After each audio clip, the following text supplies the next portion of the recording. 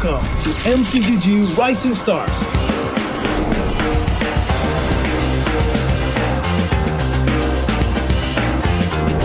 From September 12th to October 19th, take part in the regional contest, open to all players. Step up and prove your strength. Division finals will run from October 24 to November 2. The top 16 players in each division may advance to the next stage of MRS. Check your in-game mail for information.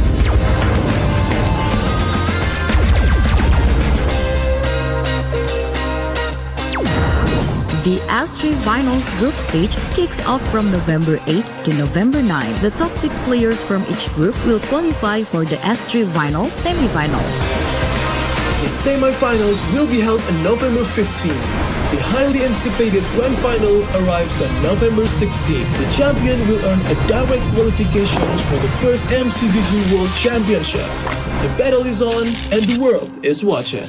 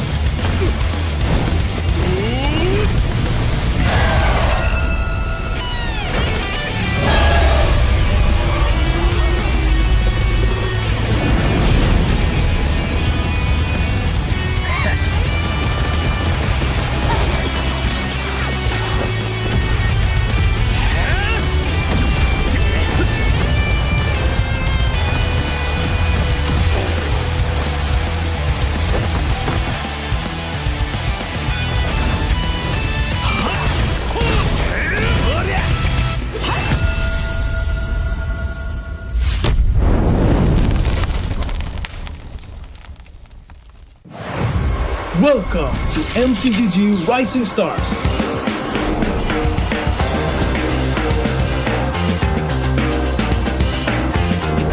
From September 12th to October 19th, take part in the regional contest, open to all players. Step up and prove your strength. Division finals will run from October 24 to November 2. The top 16 players in each division may advance to the next stage of MRS. Check your in-game mail for information.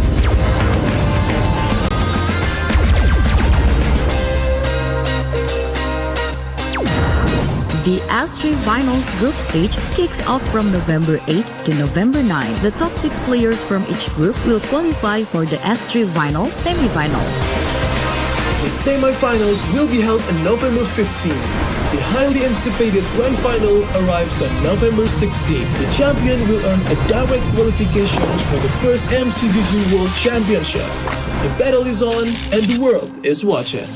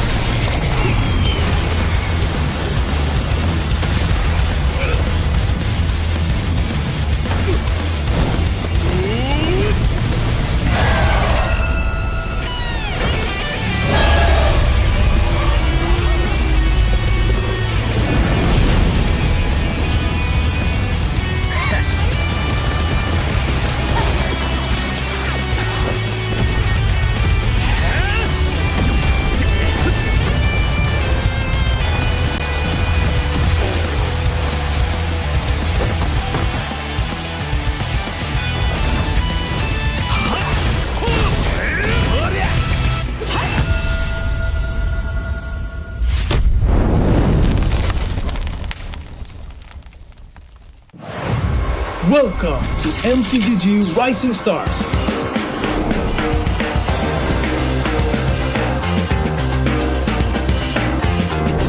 From September 12th to October 19th, take part in the regional contest, open to all players. Step up and prove your strength.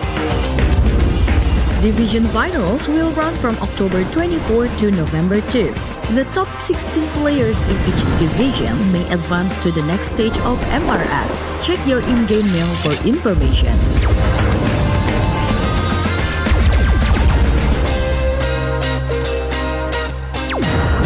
The S3 Finals group stage kicks off from November 8 to November 9. The top 6 players from each group will qualify for the S3 Finals semifinals. The semi-finals will be held on November 15. The highly anticipated Grand Final arrives on November 16. The champion will earn a direct qualifications for the first MCGG World Championship. The battle is on and the world is watching.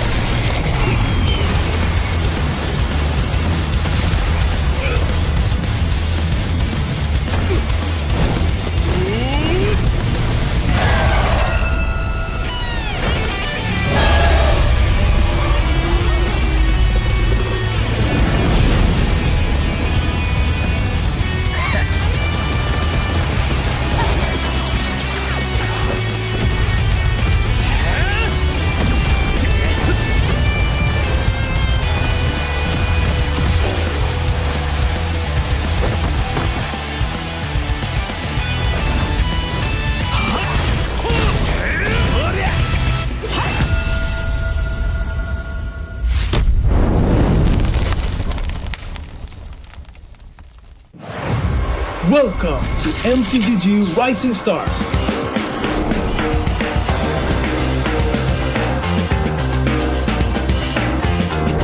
From September 12th to October 19th, take part in the regional contest, open to all players. Step up and prove your strength.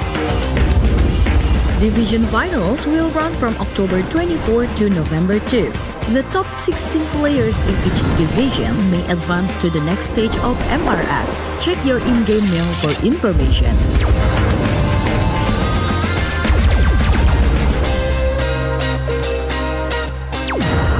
The S3 Finals group stage kicks off from November 8 to November 9. The top 6 players from each group will qualify for the S3 Finals semifinals.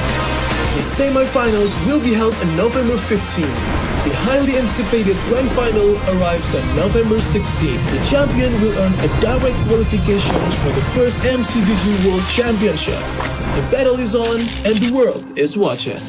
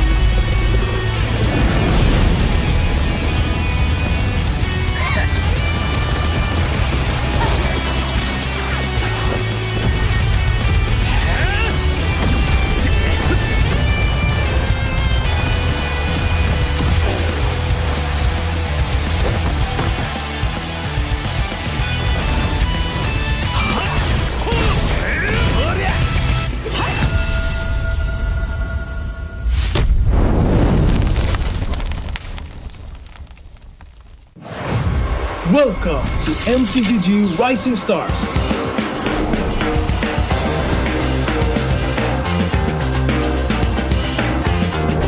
From September 12th to October 19th, take part in the regional contest, open to all players. Step up and prove your strength.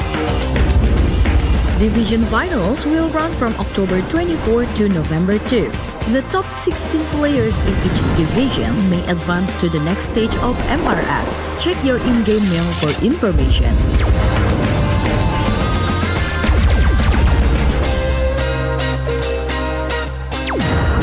The S3 Finals group stage kicks off from November 8 to November 9. The top 6 players from each group will qualify for the S3 Finals semifinals. The semi-finals will be held on November 15. The highly anticipated Grand Final arrives on November 16. The champion will earn a direct qualification for the first MCGG World Championship. The battle is on and the world is watching.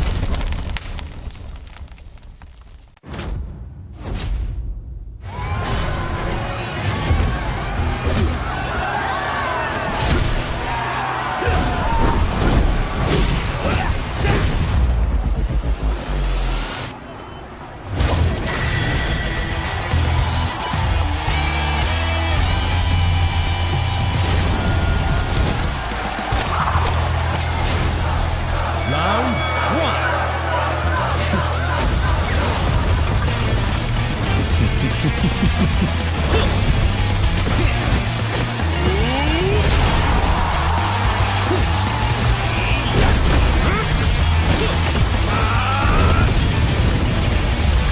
Round two.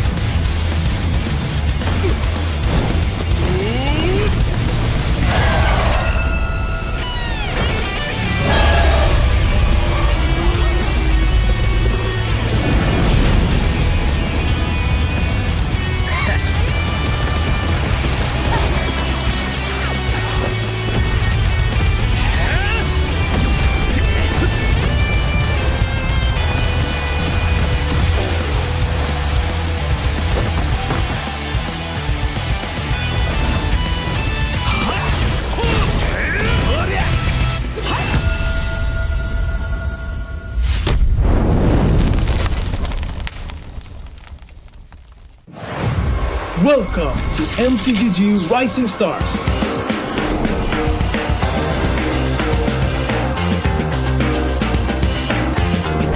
From September 12th to October 19th, take part in the regional contest, open to all players. Step up and prove your strength. Division finals will run from October 24 to November 2. The top 16 players in each division may advance to the next stage of MRS. Check your in-game mail for information.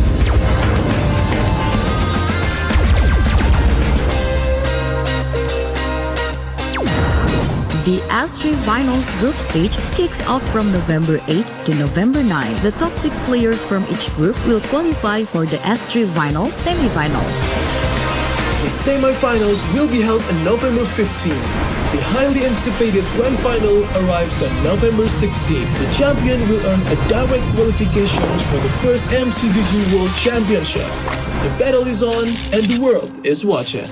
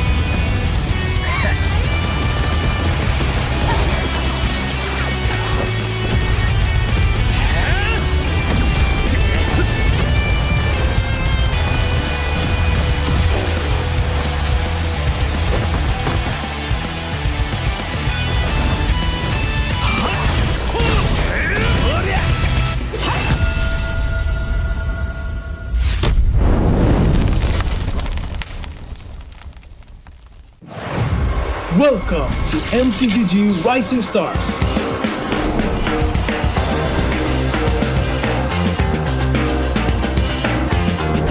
From September 12th to October 19th, take part in the regional contest, open to all players. Step up and prove your strength. Division finals will run from October 24 to November 2. The top 16 players in each division may advance to the next stage of MRS. Check your in-game mail for information.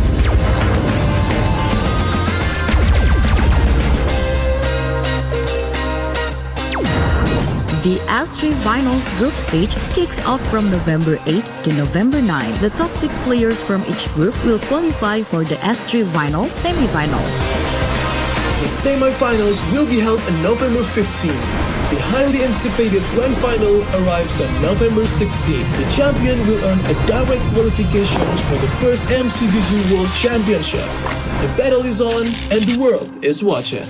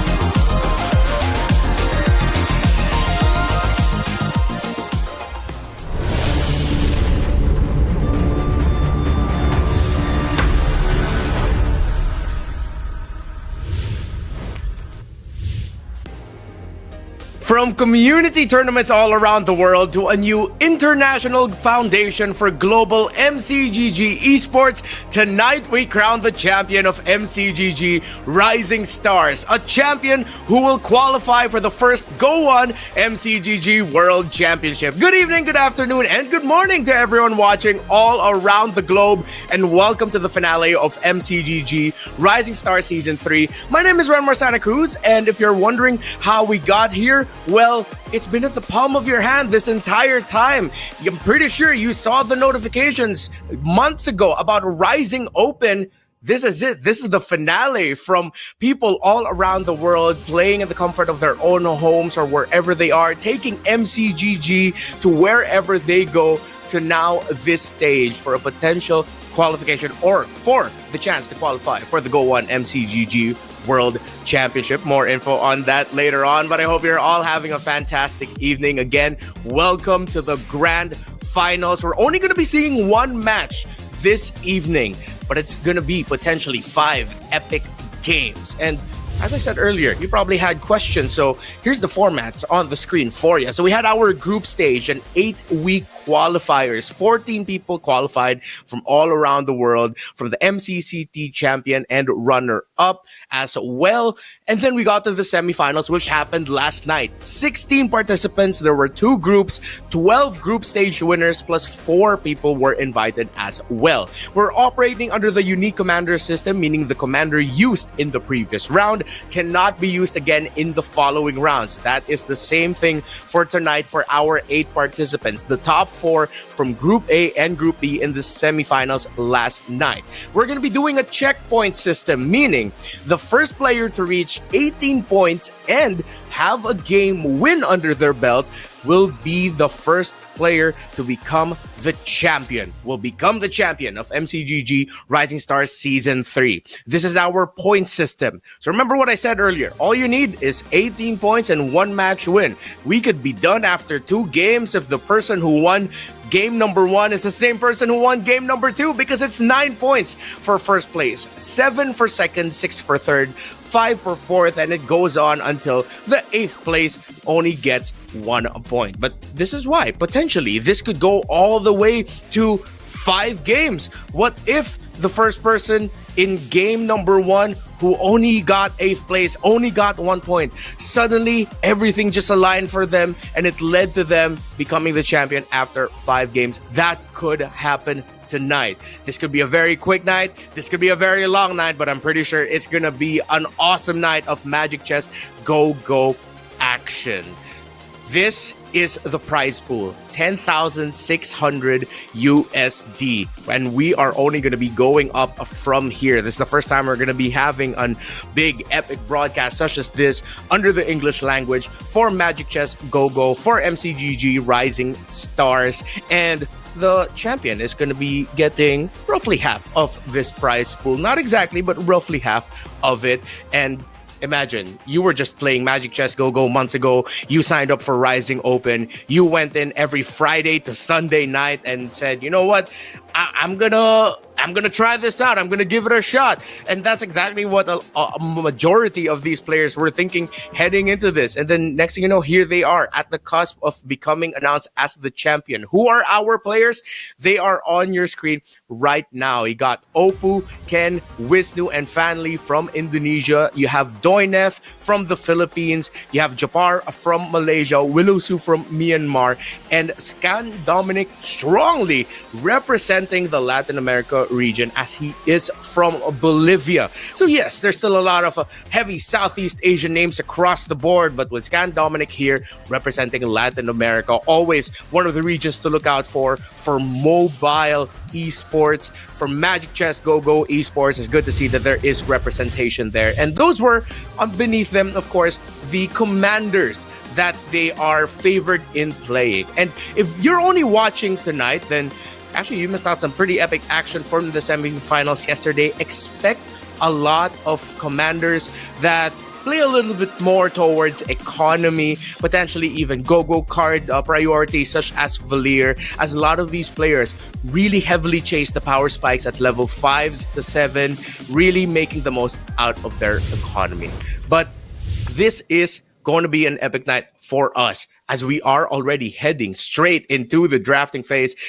What you're seeing right now are the commanders that are getting banned. We're only going to be seeing this for game number 1, and we do unique commanders game 2 onwards. So a lot of Valir taken out because, yes, yesterday night, semifinals, the first game for Group B, we saw an entire board of Valirs. And as we were saying earlier, these players love to play the economy game. Look at that. Lancelots and Chos across the board. An Amon and a Lunox. Of course, Lunox, one of the commanders that you could really chase if you want to get a board of 6-10 synergies. So potentially watch out for Fanli playing that. While for Wisnu, maybe he might actually try to run for a bit of a lose streak, as currently every round you lose as Cho means you get 3 gold for that.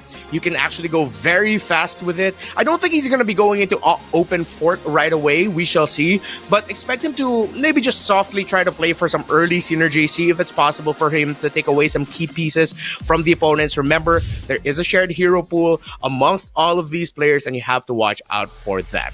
So we are right away heading into what is the first creep round of the game. This is usually seen as a freebie, as through the creep rounds, you can get your first item. Here, this is probably going to be, or usually, things like Revitalize, Retribution, Aegis, and Purify to help give you an idea of what you might want to play into for the early game. Of course, they give you benefits as well when they scale up, come the mid to the late game. Once we're around round 3, round 4, they still come into effect. But imagine a lot of influence there. So, we are now seeing some early Doomswarm, interestingly enough, for Fanli. While you already have Guardians there on the board for Oppo and Ken building their front line. While you see Vanguard Leader, Heroes gain 30% hybrid attack, but Commander takes 2 damage being picked up. A good spread of the Go-Go cards, but we are starting off with purple.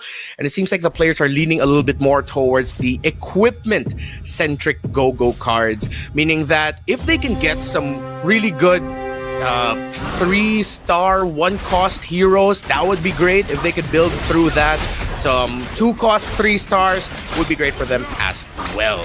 Now, it seems like Wisnu is going to be going for the slightly open fort strategy. He already took 7 damage right away, maximizing the economy that you can get as a Cho, while our Lancelot player is still being very aggro about things. Already a 2-star glue early on. That should be a great advantage. I don't think this Leslie's going to survive this overtime with the extra attack speed. But that should be eyes on Ken right away, who might just be able to run away with this if he can continue to build a Shadow Cell synergy focus around that glue. 2 stars this early on a 3-cost hero is absolutely insane. This is the dream start right now. You see the high loss spark there in the middle, so he's giving a little bit more shields as well early on for that glue. Decided to park his Hanabi up front a little bit, but I think with the placement, that means the damage initially is going to be sucked up by glue.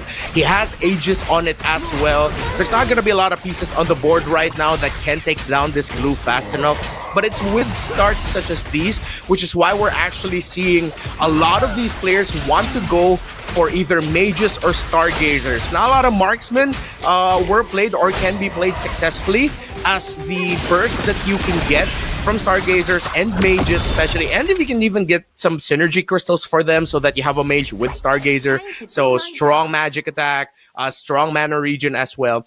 It's just really powerful, and it's a lot of the playstyles that we're seeing. You see mages, stargazers, then someone across the board or someone in the lobby is just going to be playing for assassins, maybe 3-starring the Hayabusa or the Saber as quickly as possible. So what you're seeing here for the focus onto Su, he's put his main pieces opposite his commander, as he is playing for some early mage and no stargazer just yet, but he wants that early burst. So to maximize the burst of that, you actually put it opposite your commander. Majority of the positioning in MCGG, you actually see the main carries or backline being placed close to the commander. So what Su is doing is just trying to maximize the burst that he gets out of it. But it seems like he's not going to have enough of the front line, which seems like was too squishy for the damage being tossed out here by the board of, I believe that my blade is a strikes, cow the dawn or a will cool. follow. Ken. Oppo, excuse me. Yeah, that was Oppo. All right. So we are now in the go-go auction phase. Let's see if anyone's going to be trying to chase the 4 gold hero or the magic crystal, if there are going to be any buyouts. Usually the tendencies of the players from what we saw in the semifinals is not a lot of buyouts happen. They still really want to make sure that they have an economy. No one wants to spend more than 6 or even 9 gold to try and bid. So what you're seeing right now are the players bidding for the upgrades on the field. Japar ended up with a golden staff. Looks like he's going to be looking more for a basic attack focus lineup, but it could be placed as well onto a mage or a stargazer hero to get some really fast mana regeneration. A bit of a cheesy strat is if he finds it, he can go Luminexus, Stargazer, and then if he gets a Novaria early, a Novaria with a golden staff, again, very cheesy, but you get your mana very, very fast. Focus right now, again, still onto... Seems like we are focusing on Ken, who is building very strongly still around his glue. I still don't see enough damage across the board right now that could take down this glue fast enough. While for Fanly, he is going for the Doomsworn route. Already 4 locked in. This is going to be a 2-star Hanabi. Doesn't have the items to give it the damage it would want, but let's see if the Hanabi can actually just hold on long enough. Similar to how it goes in Bang Bang, you see the Hanabi petals will bounce, but there is an assassin, that 1-star Helkert. You had the BOD as well, I believe that was an Argus piece for Oppo, and the front line is not going to be strong enough. So for that board, you'd want to build an even stronger front line. Head into round 2 of stage 2. Already Bruiser, I think, yeah, it's going to be leading hard into Starwing for Scan Dominic. Let's see if he's going to lean really hard into it and go for 6 and plus on the synergy.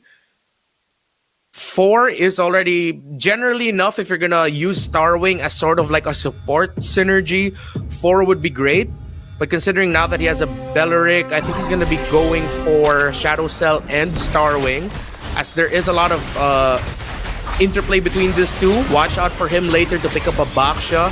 Maybe he'd also want to be able to pick up a Shadow Cell Magic Crystal. If he's gonna make Belleric the main carry of this board, then he'd want to go for that.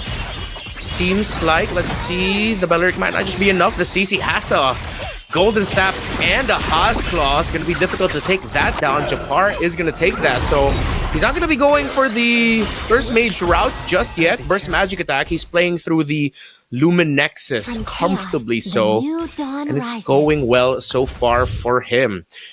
We are now into the second Go-Go card collection. Bloodclaw and Rising Festivities. There for Japar, each round gain 1 random hero with a cost equal to commander level -5 gold. So you're gonna expect Japar wanting to rush his levels as quickly as possible. I wouldn't be surprised if he can keep this placement on the board. He is currently at 11 gold though. So maybe later on, once he hits the threshold of interest at 20, we're not going to be seeing a lot of rerolls for him. But he goes down to below 10. So let's see if he'll be able to get interest through this. He might just. The 1 and the 2, yeah, from the Rising Festivities. Very aggressive economies from the players so far. Only Fanly's right above 20. So being the middle of the table, actually one of the advised things to do is to really hold on to the strength of your economy. Because the people at below 5th and 6th, it's not suggested to save too much. You want to also find some bit of aggro as well. But if you have a comfortable spot at around 20 gold, yeah, you build that maybe up until 40, or you can slow roll it. But then once you hit 40 or 50, then you can go aggressive. You get yourself a commander level up, or you start rolling for the pieces that you need. Focus right now on Wisnu's board as he put the Haas Claws on that Clint. And if this Clint is still alive a long time, as you see, he tried to build a strong front line for it. Would be good, but let's see if it's going to be enough. Luminexus? No, it's not going to be.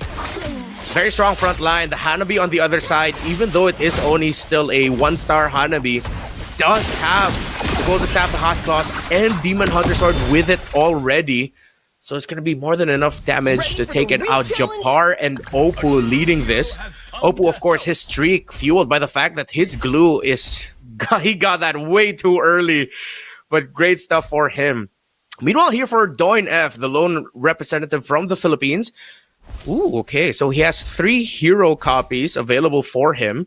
So he's going to be looking to find a carry. Let's see if the Uranus will be his carry or if he's going to focus on the Aldous to rush. He does have 4 on his Dawnbringer synergy. And for Dawnbringer, what you get are items exclusive to Dawnbringer heroes. So only Dawnbringer heroes will be able to equip those items. And they usually give just a lot of attack speed or some extra health. Or there is one item as well that does thrive for magic attack damage, especially if you're going to be building through the Veil, the Sky Wrath. But he didn't end up with that. He ended up with attack speed and health. That's why he's putting it on the Bruiser Aldous. Meanwhile, for Wisnu, seems like he is going to be playing a bit of scavengers, get a little bit of heroes from the opposing board to try and fuel his own economy and maybe get some pieces there as well. He built a bit of an L shape. There's a bit of an opening there on the left side of him, but not assassins, not a lot of assassins on the board for him to worry about. Better damage output. It's the exchange between Wisnu and Willow, who is currently on a streak. Seems like that streak might just end, but there is a Winter Crown on that Ruby and a Revitalize. One of the most feared combos that you can put on a Ruby. Ruby's one of the go-to tanks that you can get for your board, but it seems like he did just have enough damage to Clint and the CC together. I believe that's a glowing wand on the CC. Interesting choice. Won't be getting the magic attack, but at least he's going to be getting the healing reduction for it. Bit of the burn as well. So most of the Lancelots are on the upper portion of our field. You see a rush there on a Yu Zhong. So okay, let's see if Scan Domino can actually come back into this. Now that he has a 5-cost hero with him, how quickly can he build it?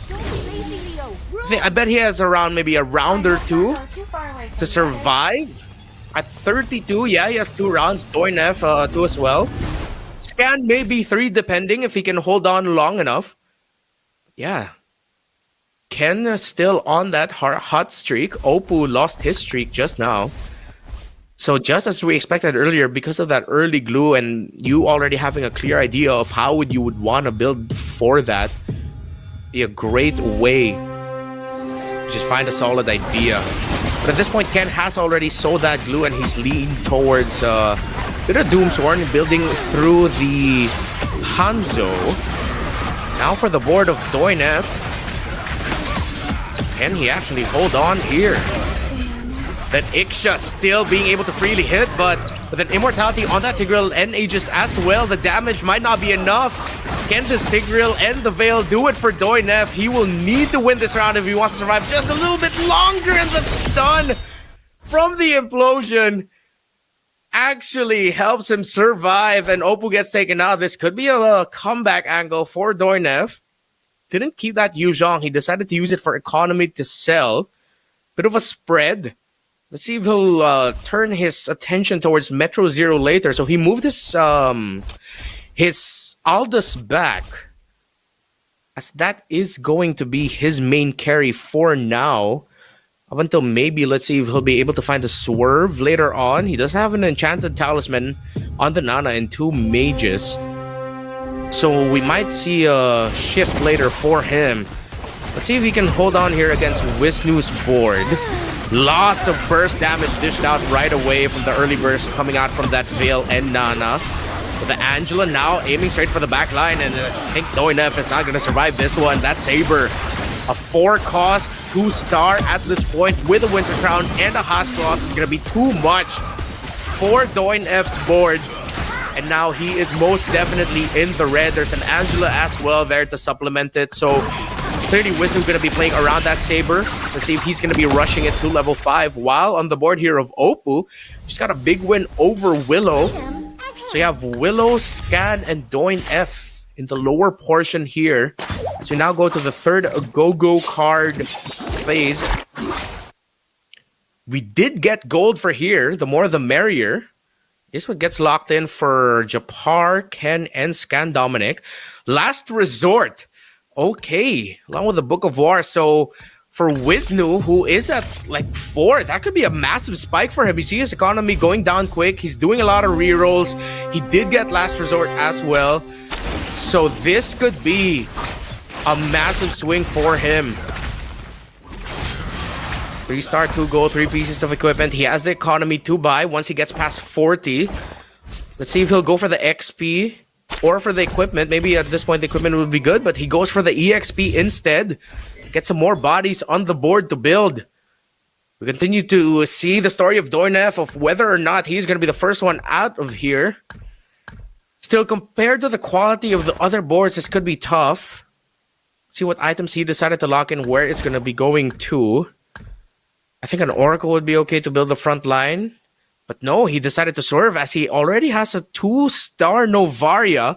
Gets the War Axe, will get Spell Vamp through that, Enchanted Talisman, and the Winter Crown. So his carry is going to be the Novaria, the secondary carry being the Aldous, and Tigreal being his main tank to help hold the front line. He also does still have the copies available, 3 of them. So can immediately get another 2-star Novaria, but we'll have to see to play the board. Scan Dominic tearing through his front line really quickly, but the Novaria holding on. That is a 2-star 5 cost. Still has the Winter Crown, and Doin F holding. But can they take the juicing down quick enough? We'll still have the Winter Crown for him. Look at that damage dished out. And Doin F, some massive rerolls, able to find the Novaria, able to level it up to 2-star. But now he has to worry about Wisnu's board, who will have a 2-star Hayabusa with him. There is an Alpha now on the board of Ken. He went from being top of the pack to a massive lose streak.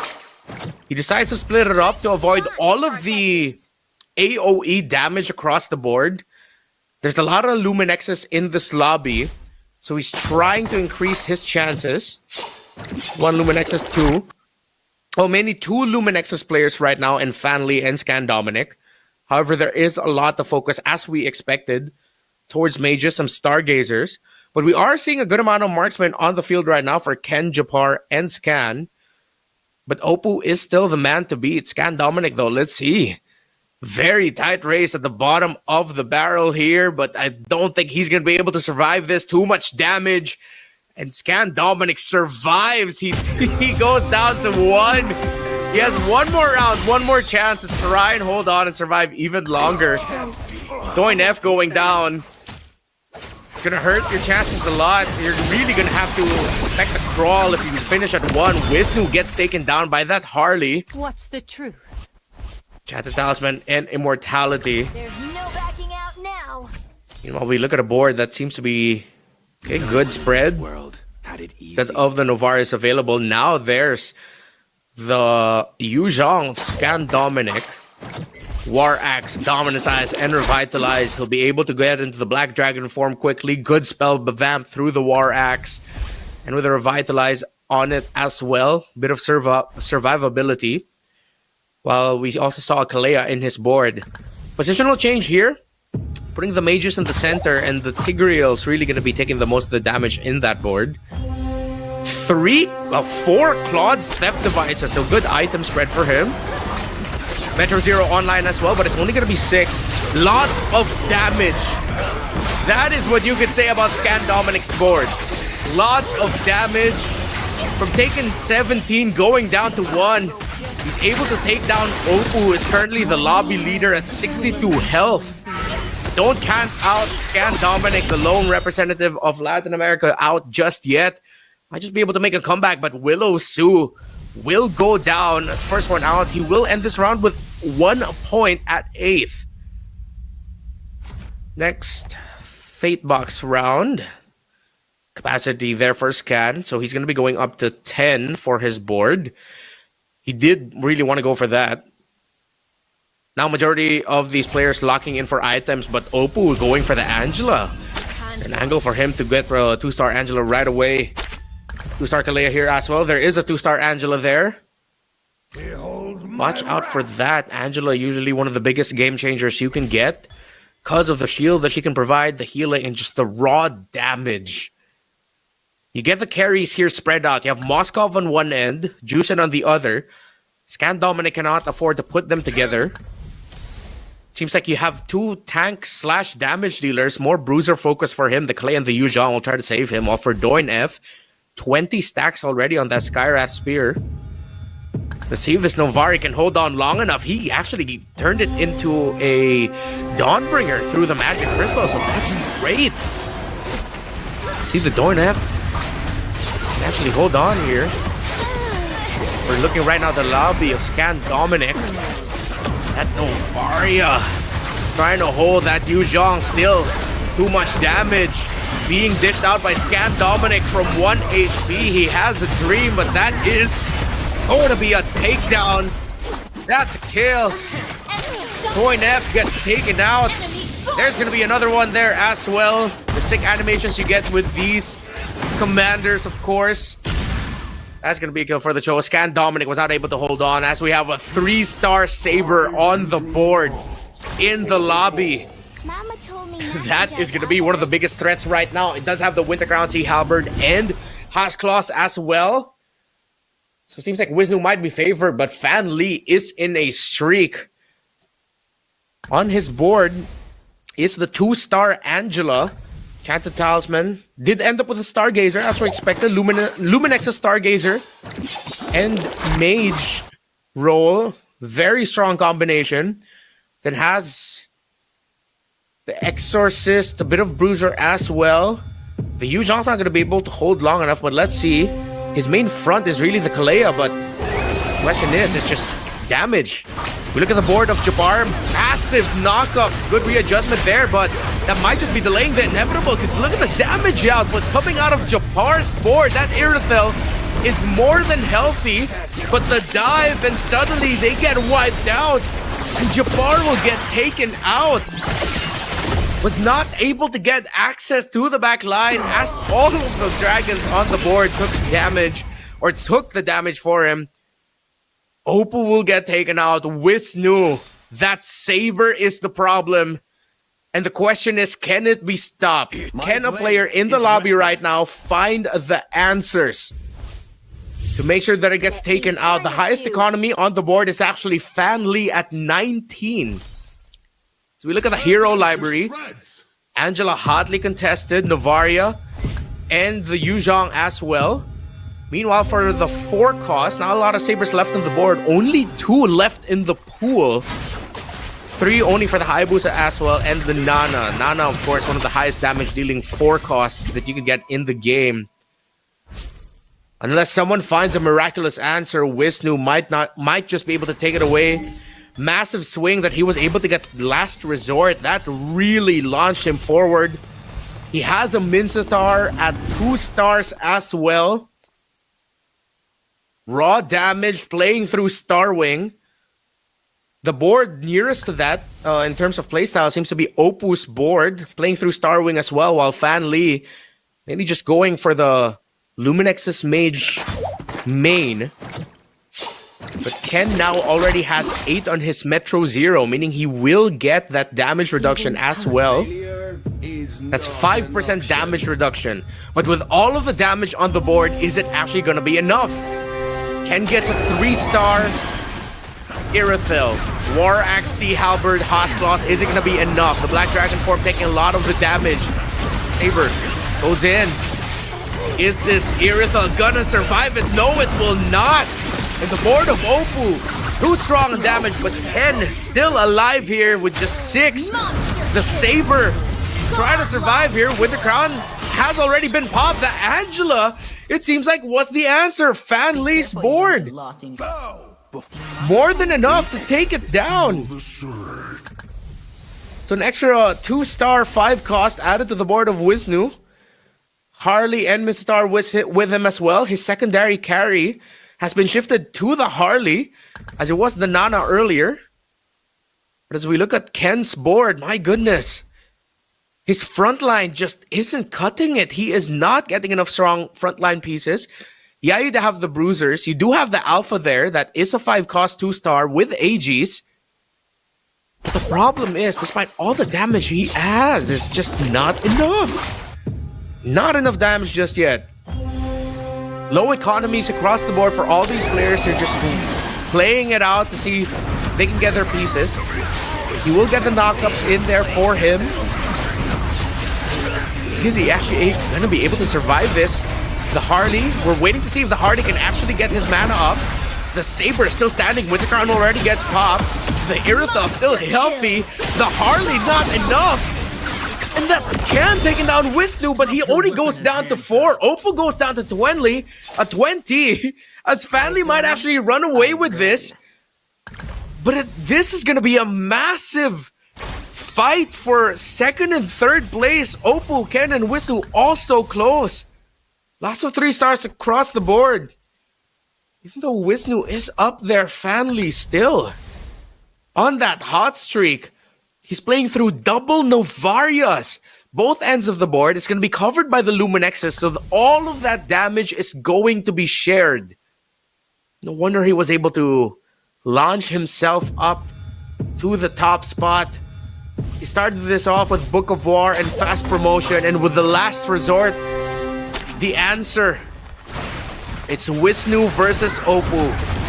Who's going to go down to 4 and 3? That Saber wreaking havoc, too much damage. Angela, let's see if it actually could get the hard guard off. Gets it off the Hayabusa, but that Saber is way too much. We get another activation of the hard guard. It goes onto the Harley, and the second activation of the hard guard coming in the clutch. Saving the Harley, it's Opal and Fan Lee. Whoever wins this is gonna be one first place finish away from becoming the champion. That's how fast this could go. Unless Opal finds an answer. He goes up to 10, or already has 10. Swapping some pieces around. He's trying to level up that Valentina. Going for a bit of a Face Walker sub-theme through him. Seems like it's gonna be a I win. Harley and Valentina damage focus. Still wants to keep that Star Wing, but he's looking for a stronger Star Wing. Some fast movements here on the board for Opal. Trying to find an answer for Fanly. He's trying to hit level 9 for that Valentina. Will he have the economy? Can he actually get it? You see him rushing and crawling, trying to find that last Valentina. Any upgrade, but he will not find it. But it's 2 stars enough. The Novaria spread way too much. Fanly dominates. The Last Resort that he got was the answer, and ever since there, he just did not let go of the gas through Luminexus, Mage, and Stargazer. Just as we were talking about heading into this game, showing why it is one of the most feared and most sought after synergies to go for in this MCGG meta right now. But that Last Resort that he played was massive. Master Stroke as well, putting the Novario on 2 separate sides. He decided to go for the line formation on both ends, and then he has a front line in the middle. That means that the Novaria Astral Echo actually will hit all of it. He will not get the... He does get the no limit to the number of linked heroes at the 6 activation synergy there through the Luminexus, and their hybrid defense being reduced by 50. So he played that way too well. The Last Resort really coming in clutch. Excuse me, no, not the Last Resort. The Premium Client, there we go. Last Resort was a different board. It was the Premium Client that he got. It was Wisdom with the Last Resort. It was Premium Client 2. When he refreshes the shop, there's a 48% chance of getting a free shop refresh. So he just played it aggressively through that. Don't forget to follow the official Facebook account as well of MCGG. Make sure you follow the official global Facebook account at Magic Chess Go Go. There you'll find the most luxurious rewards and activities, and don't hesitate. Search for Magic Chess Go Go on Facebook. Just follow us, because every live stream, you get super benefits. You just send the message MCGG FB milestone in the chat. Again, MCGG FB milestone in the chat. Take a screenshot and go to the pinned post on the official FB account for the live stream event. Follow the event rules to participate for a chance to win a random lucky draw prize. So make sure you follow those instructions. You can scan the QR code as well on your screen. Just rewind just a little bit so that you can go ahead and follow the page. Now, Fan Lee. Getting that premium client. He is going to be now one first place finish away from getting there. It's like the last resort that he got earlier. So as we expected, with him picking up the Lunox, you want to chase the 6 and up synergies through her ability. That's exactly what he did. And now, as we look at the stats, of course, with that early run, I think from the get-go, with him already picking Mage, he already knew from the beginning exactly what he wanted to do. Just leaned in on the idea right away, and he just did not let go of the gas once he found the swing in the middle portion of the game. Wisnu, of course, with the last resort, just couldn't get it. But Fan Lee 969, it's like he found right away exactly how he would want to play the game. Ken eventually swerved out of his early glue, did not lean into Starwing or Shadow Cell, decided to swerve, and that might have hurt him. But he did eventually still was able to finish in a higher placement. To remind you again what a Lunox does, Power of Chaos, usable after stage 1, round 2. You can select a hero without a blessing to grant them a random blessing. Only be used one time.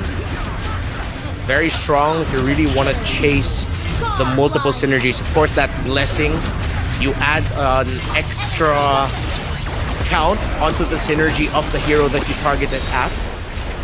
Of course, Power of Order, after Lunox casts her skill, you gain 4 random heroes from the synergy it grants. So it's very synergy focused, and of course with Luminexus being strong as it is, it's just really the main focus.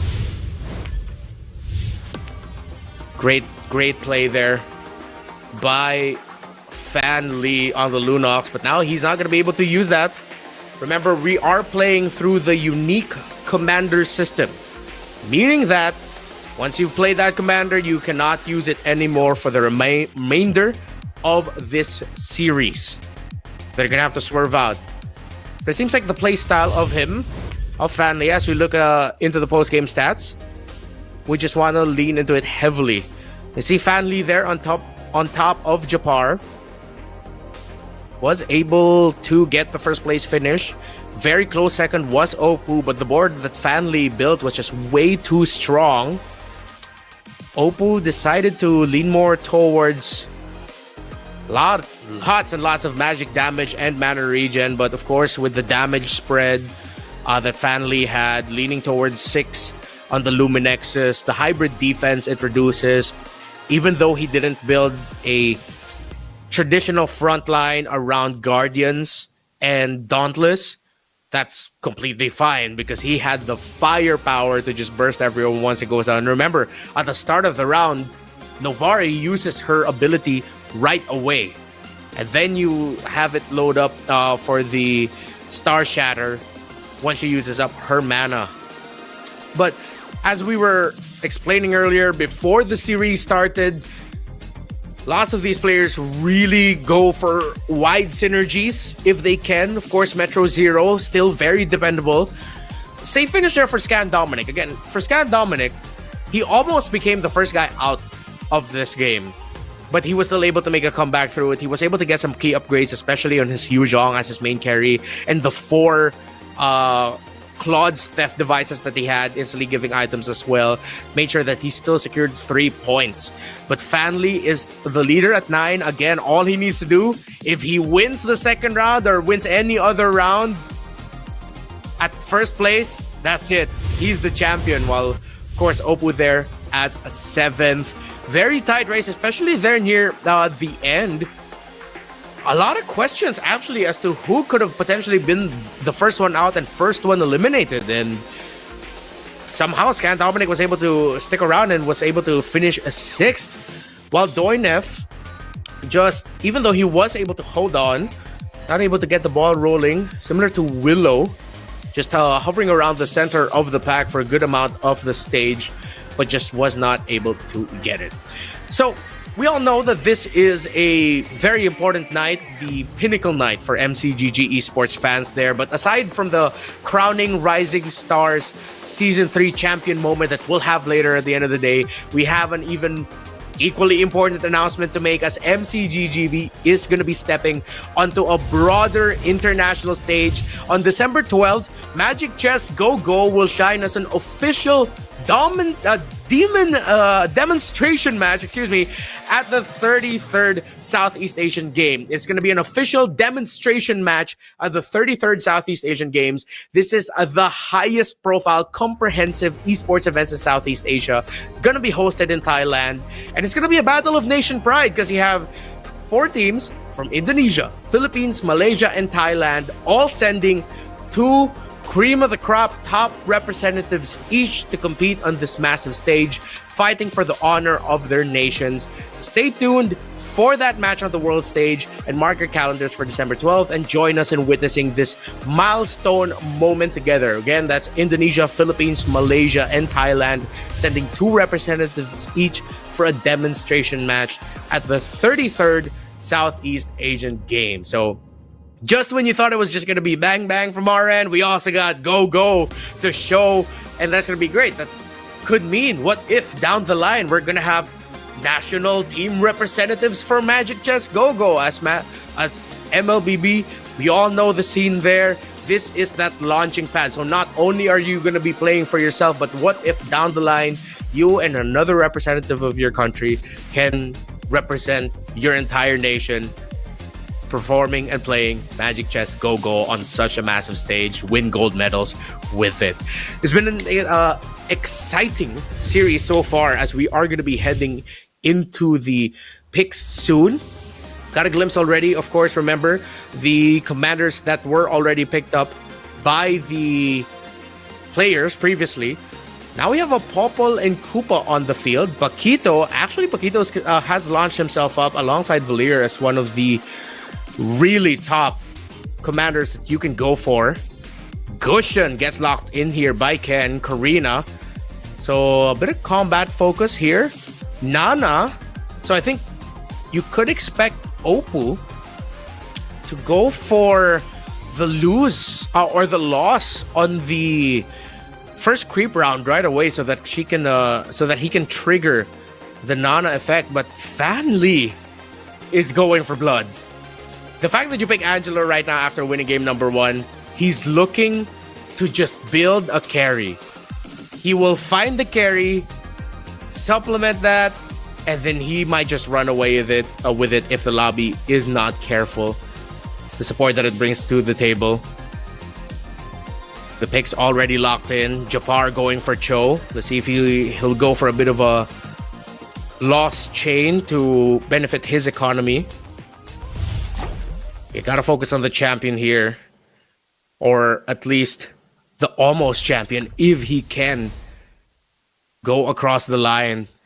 But this is a very competitive lobby, a strong field that could potentially, suddenly, if Fan Li isn't careful, first place finish might slip out of him.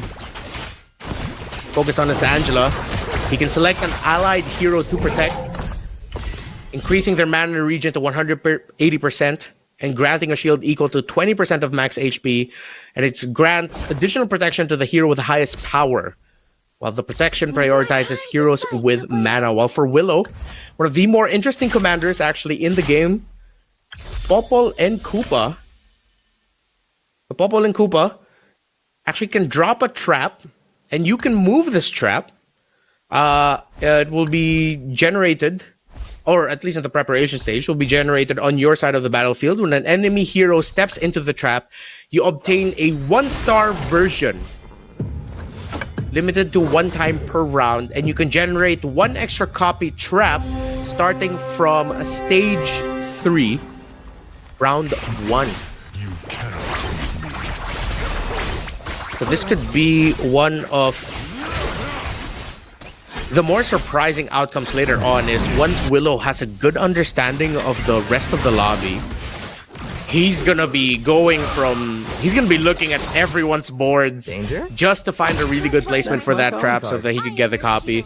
But early on in this game, you're happy with any copy that you can get, because that is still economy at the end of the day. That is still a resource. Whether or not that's gonna be playing towards your synergy, at most, it could be something that you could sell. Get a little bit more gold, get a little bit more to the interest thresholds. Remember, when you're past 10 gold, you get 2 extra gold. When you're past 20, you get 4 extra. Focusing right now onto Ken's board. Decided to go for Party's opening, so he right away starts with 3 extra gold and increased capacity. So now he's rushing for 5. And with these players rushing for 5, knowing that Fanli does have an Angela on him, they're gonna want to remain competitive, potentially just build through streaks, and try to take down the Angela before Fanli can find the carry for it to lock into.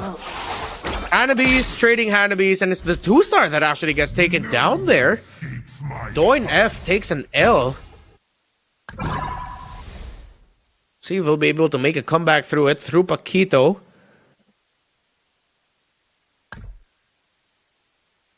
Very interesting start right now. Doomsworn and Guardian for him. Lots of Guardians actually in this lobby right now. Wants to build a strong front line. Dornef going against Can, who so far only has Starwing activated on his side. He's going to be playing as Eudora through the carry, but it's a much better board overall for Doinef compared to Scan, so it's going to be a rough start for him.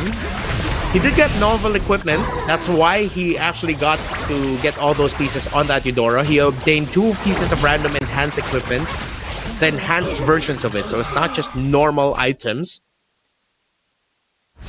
And then other equipment identical to the equipment that he got will be enhanced as well. So expect him to be playing through mages and stargazers.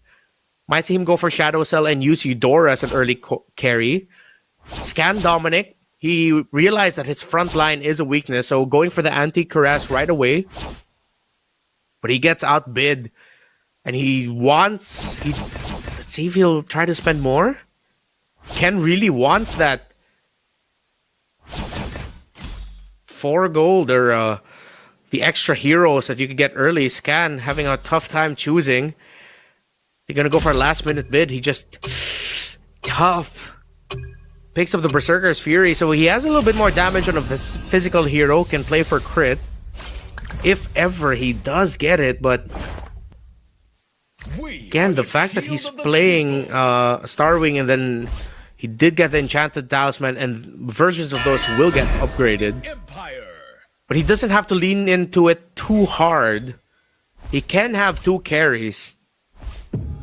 Looking at Ken's board, Starwing off in the opposite corner facing. Gets an early Chang'e. So now he's going to be looking for items for that Chang'e later. 1 column does get knocked up. He should be fine here. He is the lobby leader again. But nobody's front line is not holding. The anti-Karas here for Doinef. Coming in big time. Was able to just tank up all the damage, and despite the Starwing providing that extra bump, that extra boost, he falls to Doinef's board. My friend. I am your shield. Doinef right now putting his pieces in the center. Doomsworn Guardian, bit of mage, and I think he's gonna be going for mage Stargazer. We look at Fan Li. Currently at bottom of the standings right now, but this can swing at any moment. So you actually see him going for aggressive econ, selling a lot of pieces.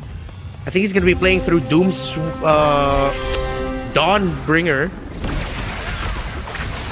Mages as well, and go for Luminexus. So I think he's just trying to get a repeat of his condition earlier. This is just the early game version of it. That Veil Not gonna be able to hold. Not enough damage just yet. Not enough items. Oppo in the lead. And now for Fan Lee, yeah, he's gonna be aggressively going after those Dawnbringer pieces if he wants to just run away with the championship here. Looking at the items, magical training was picked up. Lots of parties opening on the board, so those early leads. But Ken started off okay, but then now as we get to the mid-game portion, just was not able to swing around with it. Customized recruitment. There for Wisnu. So this, once he hits level 6, higher chances of him being able to find those 3 costs. And that is going to be his timing. That's his power spike. But he is going to be playing for. Spread as well for the go-go cards. Stop being a Certain fortune for Oppo and Doinef. So let's see if they did get all that gold. Called Theft Device for Japar. Purest Power. So he's going to be focused on one main synergy. Purest Power 1, when the activated synergy count reaches 6, heroes under this synergy gain 25% hybrid attack. Right now he has multiple 2 costs, but I think he might just either play for... wait, no, with those multiple 2 costs, he might swerve eventually later on to Metro 0, so even more attack and more damage. Meanwhile, Scan Dominic only has novel equipment.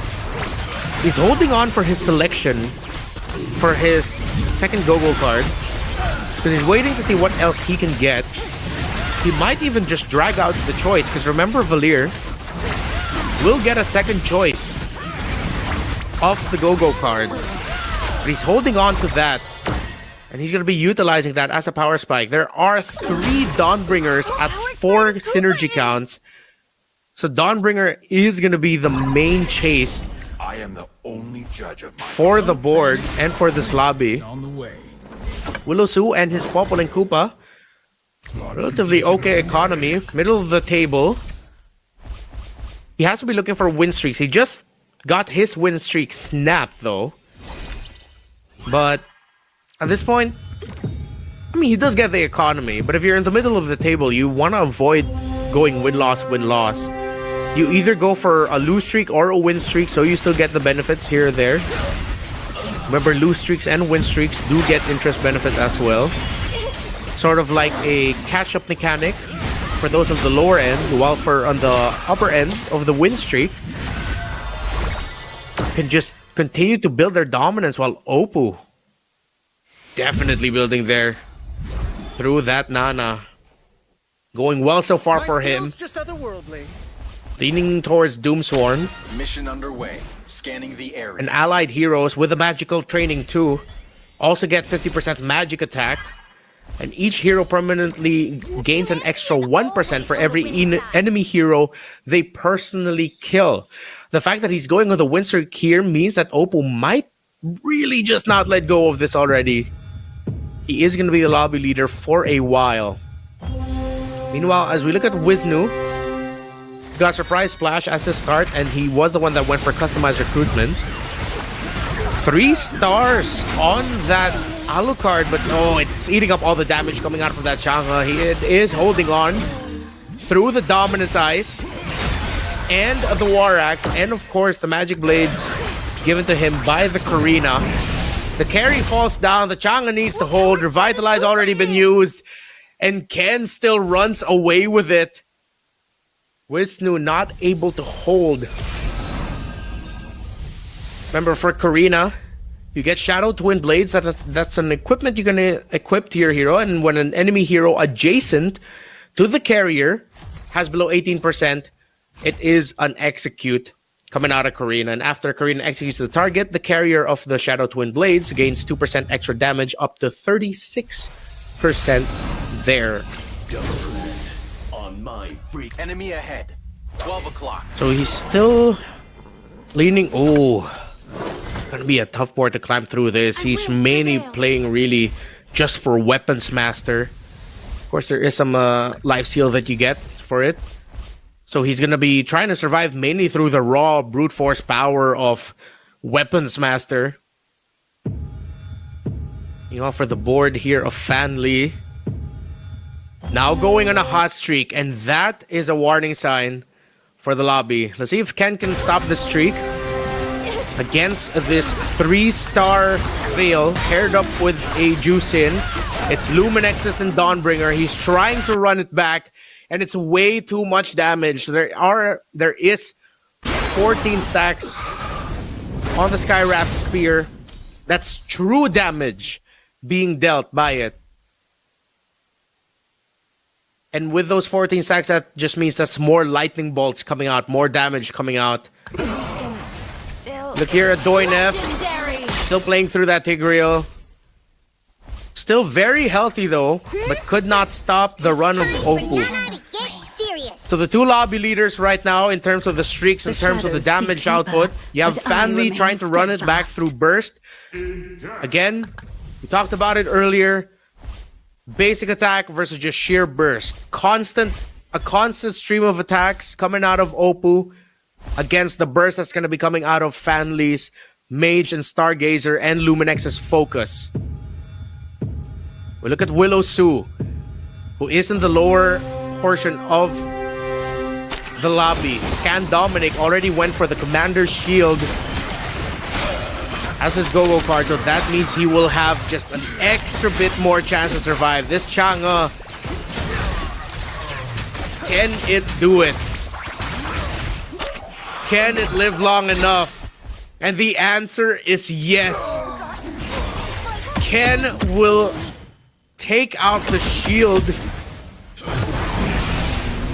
Wisnu, we look at Scan, will lose his shield as well. For a moment there, I thought we were still on Scan's board, but now this is Scan's board. For the items that he needs, Willow Su now does have the 2 traps. Still insistent on putting that Hanabi up in the front. Much quicker bounce, so there is some travel time for the basic attack of the Hanabi. Placing the Hanabi up front. Yes, susceptible to taking damage, but what that means is that there's less time for her petals to bounce from her initial attack. It's gonna be a crazy bounce coming out of that Hanabi. Check in. It is a creep round.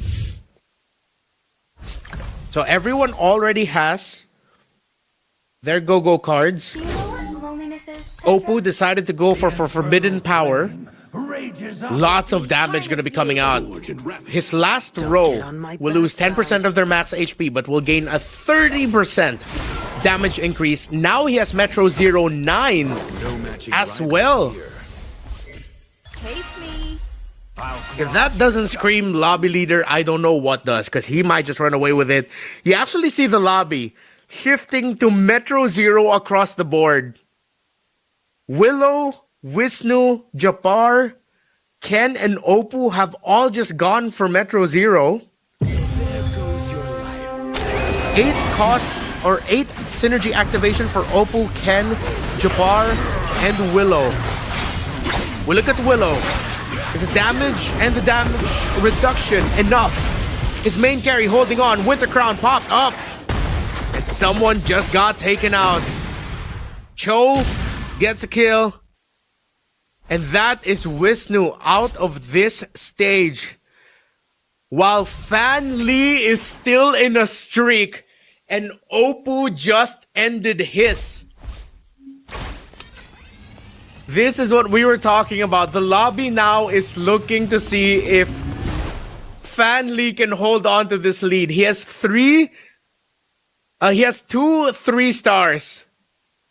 And again, when you pick an Angela, you know exactly what it wants to go for. It might not win and dominate right away, but once it starts getting 3-star heroes, even if it's just 1 cost, especially with Dawnbringer activated, carrying through the Veil, my goodness. The story for Willow is, can he avoid being the next one taken out? The lone Popol and Koopa player in this game does have a strong carry through that Moskov. He is holding on and he will win this round. Japar is the next one out. This is such a tight game. Fanli got taken out. Ken now is the one with the streak. So it might not just be Dire Straits just yet. No one in this world had it easy. He's going to be swerving. Let's see if he's going to go for the 8 on the Dawn, or for the 10 for the Dawnbringer. Tetra, let's go. Trying to see if he can get that Supreme Crown in. While for Willow, just great positioning.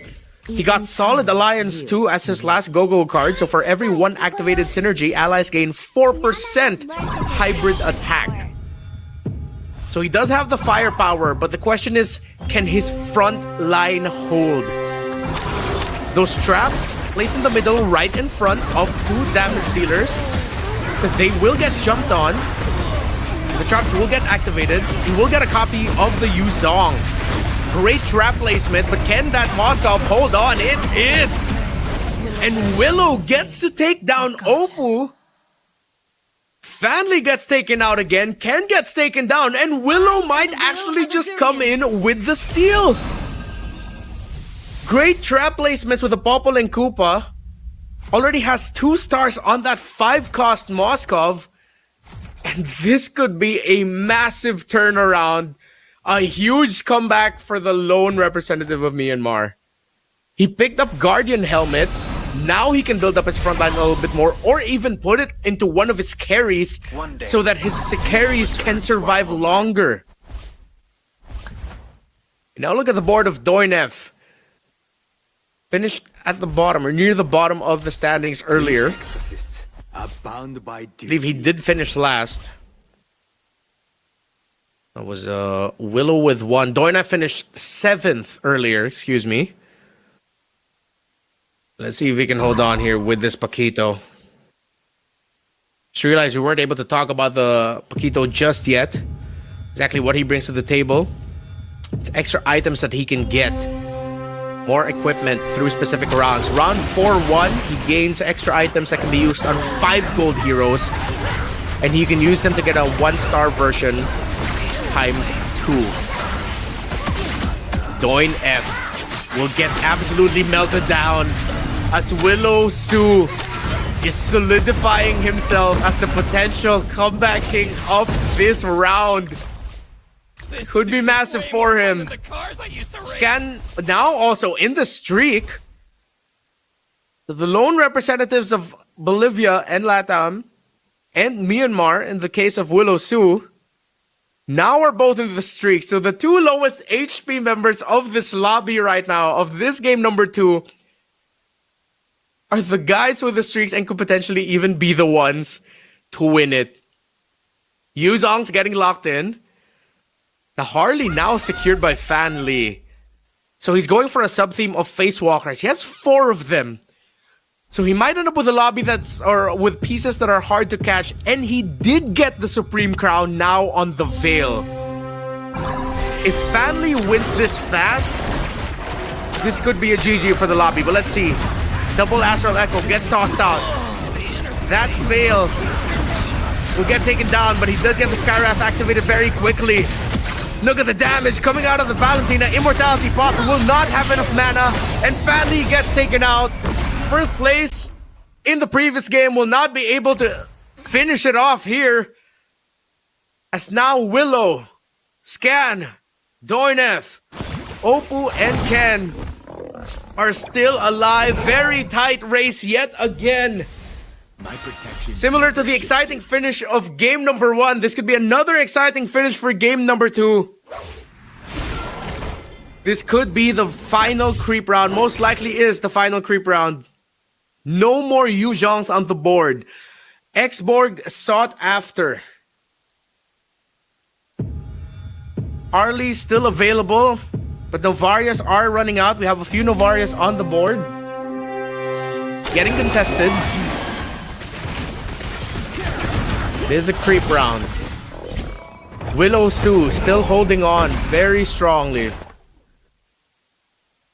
Playing through the Moskov. He has a 3-star Yuzong. Massive pickup. Still a very healthy pool, actually, of the 4-cost heroes. As Everyone is just chasing the 5 now. All eyes are on Willow. You even see Fan Lee watching him. And a bunch of others in his board. From what could have been one of the first people out of this, can he come back and crawl up to a first place finish? Scan Dominic also has a streak. Luminexus, Mage, Stargazers, all built up for an Angela, while Doinef with the Paquito, with the items. Did he get what he needed? Angela, Heartguard. The Yuzhong dives are coming in, but the Harley still relatively untouched. The Angela coming in the clutch as well, and Doinef survives. Scan Dominic gets taken out by Willow Sue. It's a 3-man lobby between Doin, Willow, and Opal. Opal with 1, but only has 9 pieces on the board against Doin's and Willow's 10. Don't get distracted now. The truths must be preserved. This could suddenly be a big turnaround win for Doin, if ever. But the question is, can they stop Willow Sue? Very close and tight race. Willow Sue. Very strong list of items. Yuzhong, 3-star. Winter Crown. The Exorcist seal on it as well. The Moskov survives long enough. Look now at Opal's board. That Moskov tearing it through. Going up against it, but he still eventually gets taken out by Willow Sue. Willow Sue's mirror. Willow Sue, the real one, actually took out Doinef, so this might just be it. A miracle is what Doinef needs. More pieces somehow, some way. He went on a streak, Willow Sue. This could be a big, big moment. The young man's very young MCGG competitive career. My goodness, he is now on a 7-win streak. Does Doinef have the pieces? We see it, the face-to-face, the closeout. Doinef playing around the 3-star Valentina. Willow Sue, the Yuzhong at 3 stars. It seems like the front line of Doinef falling down way too fast, and it is, with the Valentina holding on, but it cannot. The Popple and Koopa, the lone Popple and Koopa in this game number 2 secures it, and he gets the dub. What a comeback. He eventually shifted into Metro Zero, and he just had way too much damage. And again, very impressive in a meta that is very dominated by a lot of Stargazers and Mages. He walks away with Marksman and Bruiser focus. Carried mainly, at first his main carry was that Moskov, but once he was able to get that Yuzhong with great economy management, he was able to get it up to 3 stars. He put a Winter Crown and a Guardian template on there. And at that point, not a lot of front lines is going to hold against that. And there's not going to be a lot of damage dealers that can actually take that down fast enough. The fact that he was actually taking a lot of the L's, remember, we have to go back to his first go-go card choice, Satan's Whisper. He gains 13 gold for every 20 commander damage he received. So, yes, there were a lot of eyes on Fan Lee and his eventual climb. But this is, again, one of the beautiful things about Magic Chess Go-Go. The first Go-Go card you pick, especially if it's of gold quality, could even be the game changer.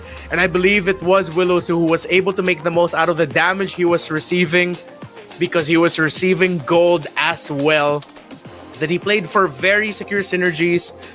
He went for Purest Power 1, wherein heroes under the synergy gain 25% hybrid attack once the count of the synergy reaches 6. Perfect for Metro Zero. Solid Alliance as well. For every 1 activated synergy, allies gain for 4% hybrid attack. So he decided in this case, it's a go wide strategy because he goes for different synergies, making the most out of Metro Zero, and showing again why, despite the nerfs, Metro Zero is still undoubtedly one of the most strongest synergies you can go for if you need something, if you need anything, if you need a sudden power spike when you've just been taking a lose streak. Count on Metro Zero to be there for you. Great play there by WillowSue. Of course, Dornef being able to come back through it to get a second place finish. Parties opening a certain fortune and glittering jewels. The 13 free shopper refreshes. One of the reasons why he was able to spike into eventually going for big Dawnbringer pieces. He got the Mincetar and the Harley, and then eventually got the 3-star that Valentina. But that came a little bit later into the game already. Meanwhile, we have to talk about Wisnu and Japar. Struggling in this one. Wisnu just really could not get the ball rolling. It seems like everyone else hit their power spikes much better, even though Wisnu was one of the players who decided to go as well for the Metro Zero shift that we saw halfway into this game by 1, 2, 3, 4, 5 members of this lobby. He was one of the ones who were stuck at 6 synergy. He couldn't get it up to 8. Remember, you get it. You get the extra defense or damage reduction at 8. That's an extra 5% damage reduction. What a game! What a game! For Van Lee, though, he still needs to win one more game, and the fact that he was able to finish 6th here means he gets 3 points. He is now 12. It's gonna be 6 points away. So he just needs, if he finishes 3rd and above, once we see Fanley go 3rd and above in the next game, that's it. He's gonna be champ. Actually, not even 3rd. That's gonna be 4th. Because we go 9, 8, 7, 6. So yeah, if we see Fanley go 4th and above, that could be big. Remember, again, if you want some more prizes, you gotta make sure you're following our official global Facebook account at Magic Chess GoGo. To find the most luxurious rewards and activities, just search at Magic Chess GoGo on Facebook and follow us now. That way, you can participate for the MCGG FB milestone, wherein all you need to do is send the message MCGG FB milestone in the chat, take a screenshot, and go to the pinned post on the official FB account on the live stream event. Follow the event rules to participate for a chance to win a random lucky draw prize. Make sure you also send follow MCGG Facebook in the chat. Take a screenshot and go to the pin post on the official Facebook account for the live stream event. So there's 2 things. You got to make sure that you're chatting MCGG FB milestone and follow MCGG Facebook in the chat wherever you are watching. You can go back, rewind, so that you can get a refresher on the instructions and that you can get the QR code in there as well. Sound off in the chats wherever you're watching right now. Who do you think is going to be taking the championship? But if you want, what if we start a little bit more small scale with our predictions? What if we go for the predictions on as to who will potentially win the next game? Now, as we all know, after this is Go 1, the first ever World Championship that we are going to be getting for MCGG. I cannot believe it that time flies so fast. It's going to be at Stadion Madya Jakarta, January 25, 2026. That is going to be alongside everything going on in the festival, and that's gonna be big. It's M7 and Go 1 together. So, are you hyped? I'm hyped. Let's watch this. The battle continues to the next stage. Rising stars from each division will face off in the ultimate showdown. Magic Chess GoGo World Championship. Jakarta will witness it all as these rising stars share the arena with the world-class MLBB players at the M7 Carnival. Players from different divisions will clash in a tactical showdown to prove that they are the ones worthy of claiming the highest role. On January 25, 2026, the Stadion Madia of Jakarta is heating up and the players are ready to explode in Magic Chess Go Go World Championship.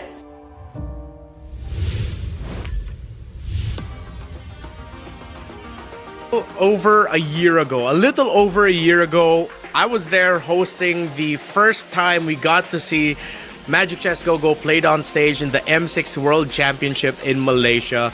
Now, a year and a month later, we're gonna be in Jakarta for the World Championship. That's crazy. What a wild turn of events and a wild story for Magic Chess Go Go. It started off as Rising Opens all across the world. Remember, this is the third season of Rising Stars. You qualify through Rising Opens, and now we're at this stage. And there's a reason why we look very closely onto the winner of the first game in Fanly.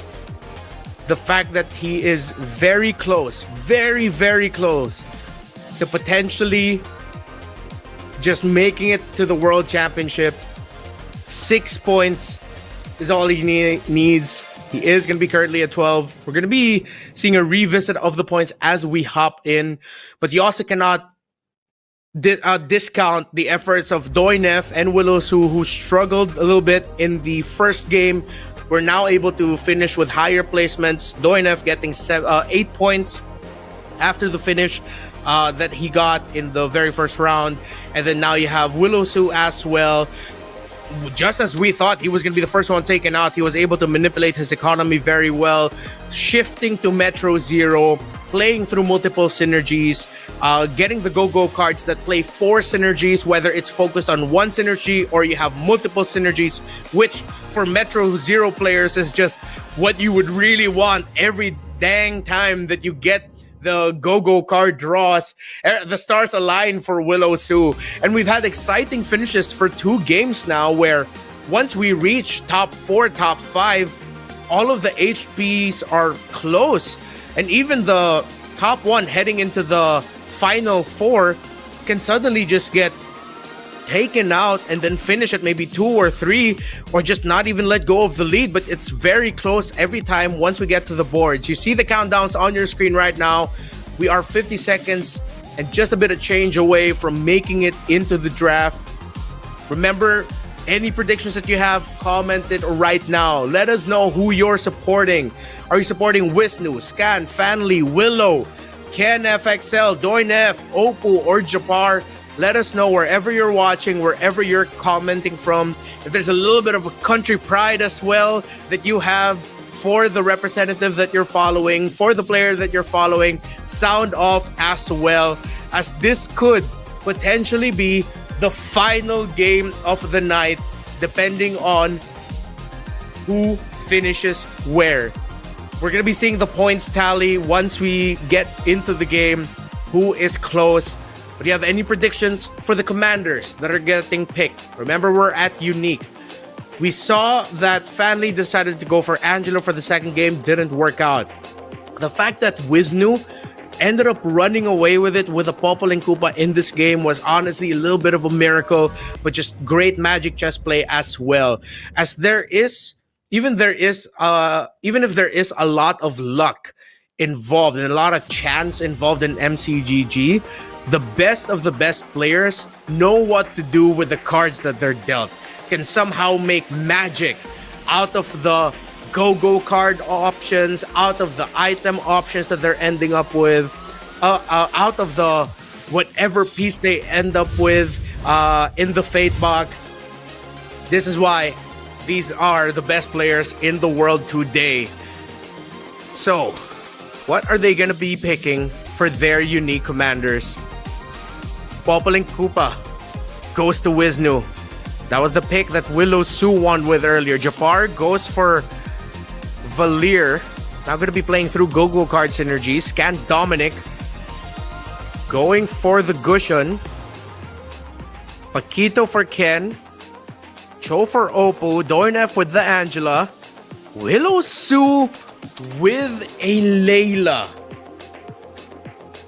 My goodness. So this isn't the first time that we actually got to see Layla picked up here for Rising Stars. She seems to be a pick.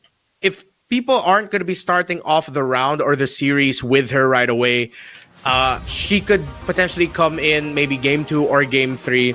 So let's revisit what Layla does. Of course, she generates that hologram. That's the one dealing that damage that is slowly ping away at your backline and frontline. It attacks the nearest enemy hero because, again, you get Destruction Rush. At this point, yes, they have the upgraded hologram already. And it just fires a laser that pierces through enemies. So it's just constant poke. This is very versatile.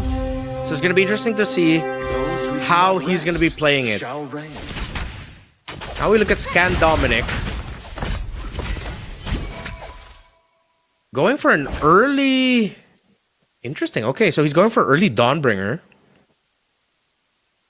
And he already has stacks on it, so he might not swerve out of this anymore.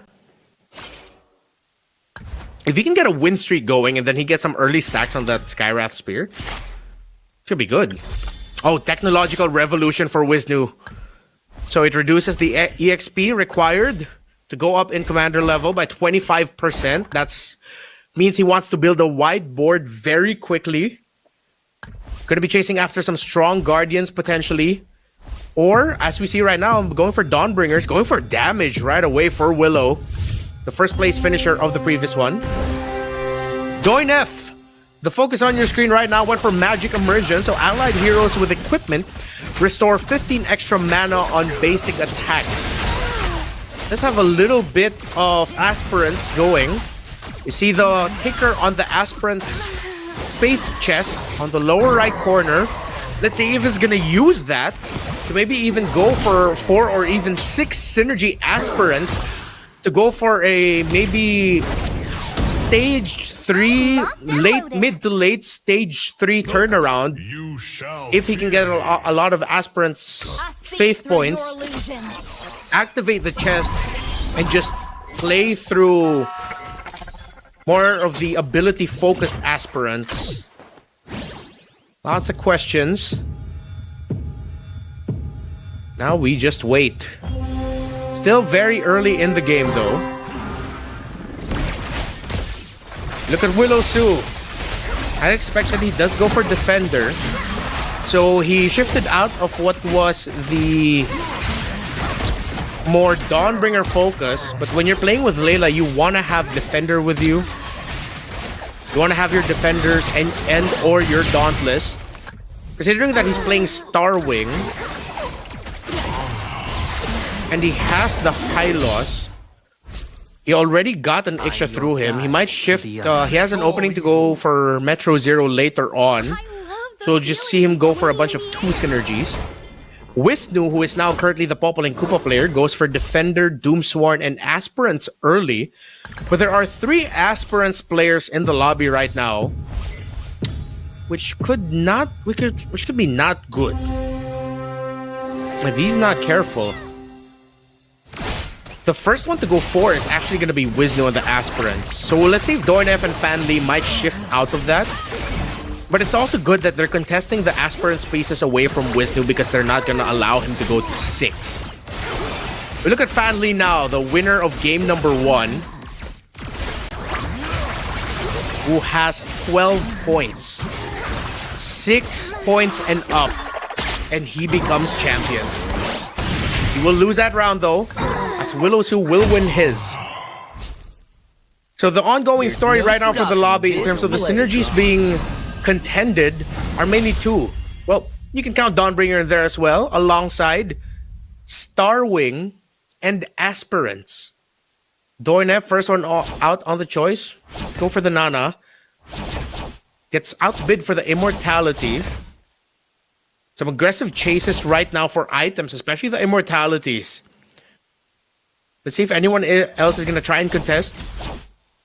Gets contested there by Ken, so Japar will lose his Immortality. Oppo and Japar fighting for the Feline Blade. Okay, get Blade Armor. You get the Synergy Magic Crystal there for Scan Dominic.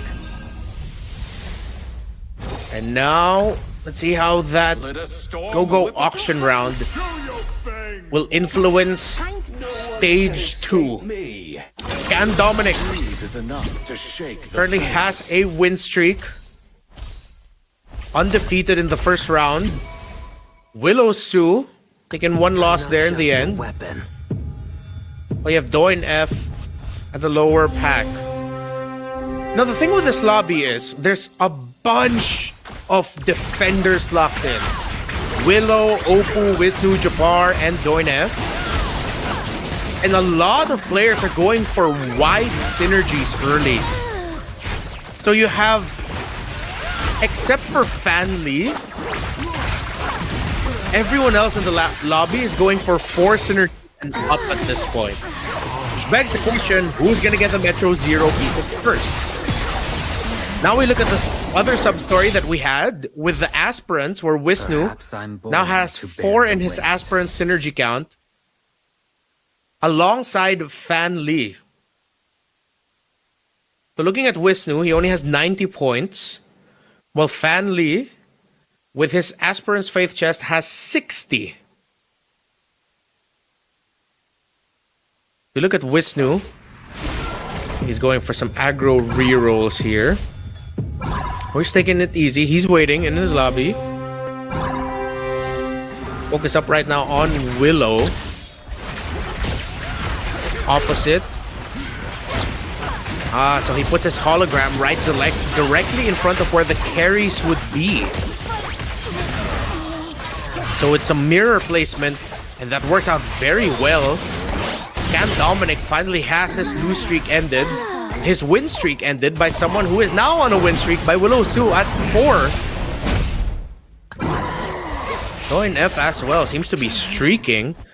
So the top 2 finishers from the previous game are now on a win streak for this one. Japar still struggling. Well, now we look at the Go-Go card pickups. Technological Revolution alongside Allies Call for Scan. Oh, some massive pickups here for the Go-Go cards. Japar went for Golden Era Plus, so he has 10 free shop refreshes. Fan Lee with parties opening, so he has an extra capacity. He'll go up to 6 as well.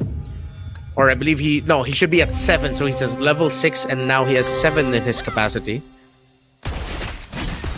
Wisnu went for the Hunt. So Wisnu is going to be focusing towards marksman and basic attack built heroes, Golden Staff, Demon Hunter, Sword, Sea Halberd. He can eventually serve it to, if ever he doesn't want to lean towards marksman, go for weapons masters. And it seems like he might be leaning and focusing onto the idea of marksman already for the remainder of this game.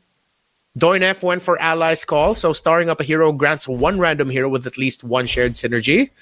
Vault Upgrade Plus. So Oppo now has probably one of the strongest economies in the game. He's playing Cho and he has Vault Upgrade Plus. He got 18 gold on the pickup of Vault Upgrade Plus and his interest limit has been increased. So that is now going to be actually one of the biggest threats in terms of the economy management for everyone. So Willow and Ken cannot get comfortable alongside Scan. Still very close. As we look at Japar, oh, not going to be good that he will go out of this with a loss again. Couldn't get a streak going, so now he's at the bottom. Unless, can this Hanabi actually do it against this Ruby? The answer might be no. It is up against Hasloss. He goes down. Fan Lee, you see him reacting at in his cam. He just lost his round.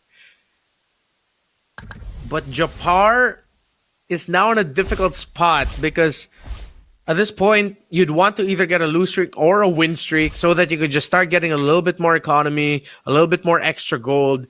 Because if you win-loss trade at the bottom of the standings, that's not as good because you're slowing down your own economy growth.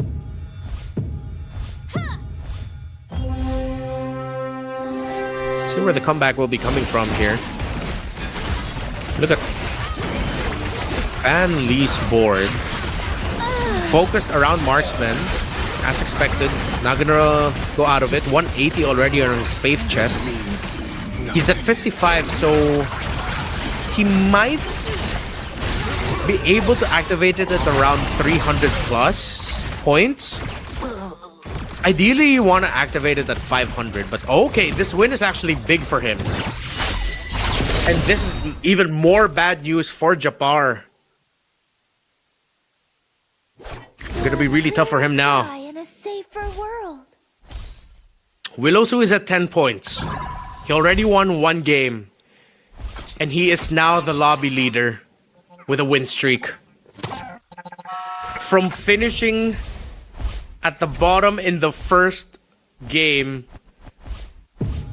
he can feel it. Fan Lee, on the other hand, he just needs 6 points. Willowsu needs 8. He needs a second place finish or higher.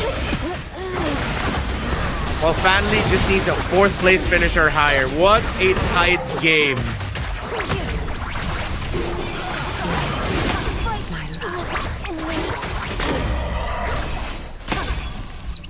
Oppo going up against Wisnu. And Wisnu looks like we'll be able to continue this. Willowsu still up there. Long round 6. See Fan Lee reacting. Getting more animated. He's gonna be the second in the pick. He'll get the Stargazer. I think you love to see how animated Fan Lee is. But does that mean he got exactly what he wanted?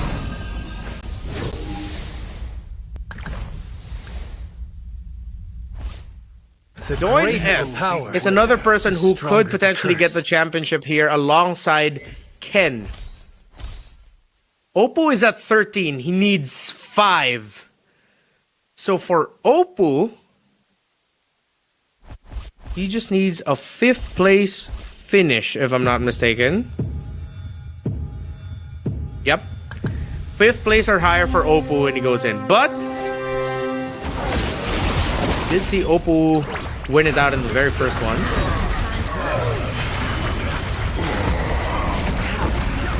Very tight race. It seems like the odds are looking as if we are going to be crowning our champion already by the end of this game. Remind you all who have won already. Fanly 969 won. So if Oppo wants to win it here, he needs to win this. But Willowsu is still on the streak. Willowsu won the previous game down after finishing the very first round at dead last. He went Lancelot, Popol, and Koopa, and now he has Layla. Everyone's first commander. How poetic would it be if the guy who finished dead last in game number 1 eventually gets the win, becomes the champion, and in the winning game wins it with everyone's first commander. Fanly animated, reacting. Willowsu still looking very strong in his board. Fanly going up against Doin F. And if Fanly falls, he will not be able to secure it here just now. His board is holding. Meanwhile, for Willowsu, there is an answer to the dominance that he's been showing. It's a Ruby. By all the picks, it's a Ruby, but the hologram keeps him alive. I'll keep all And Willowsu still up there. The hologram by the lone Layla player. We now go to the third go-go round. Getting closer and closer to potentially crowning our champion. 70 is the gold of Willowsu. I'm locked and loaded. Turnaround moment potentially for Wisnu. has last resort. Willow Su needs a second place finish and a higher to become the Test champion. me. I dare you. Leave it to me. Very aggressive rolls now, actually all across the lobby. Aggressive re-rolls by those who have the gold to go for it. Exorcists. What doesn't kill you, Without honor. Target acquired. Spread the magic and happiness. I must not go too far away.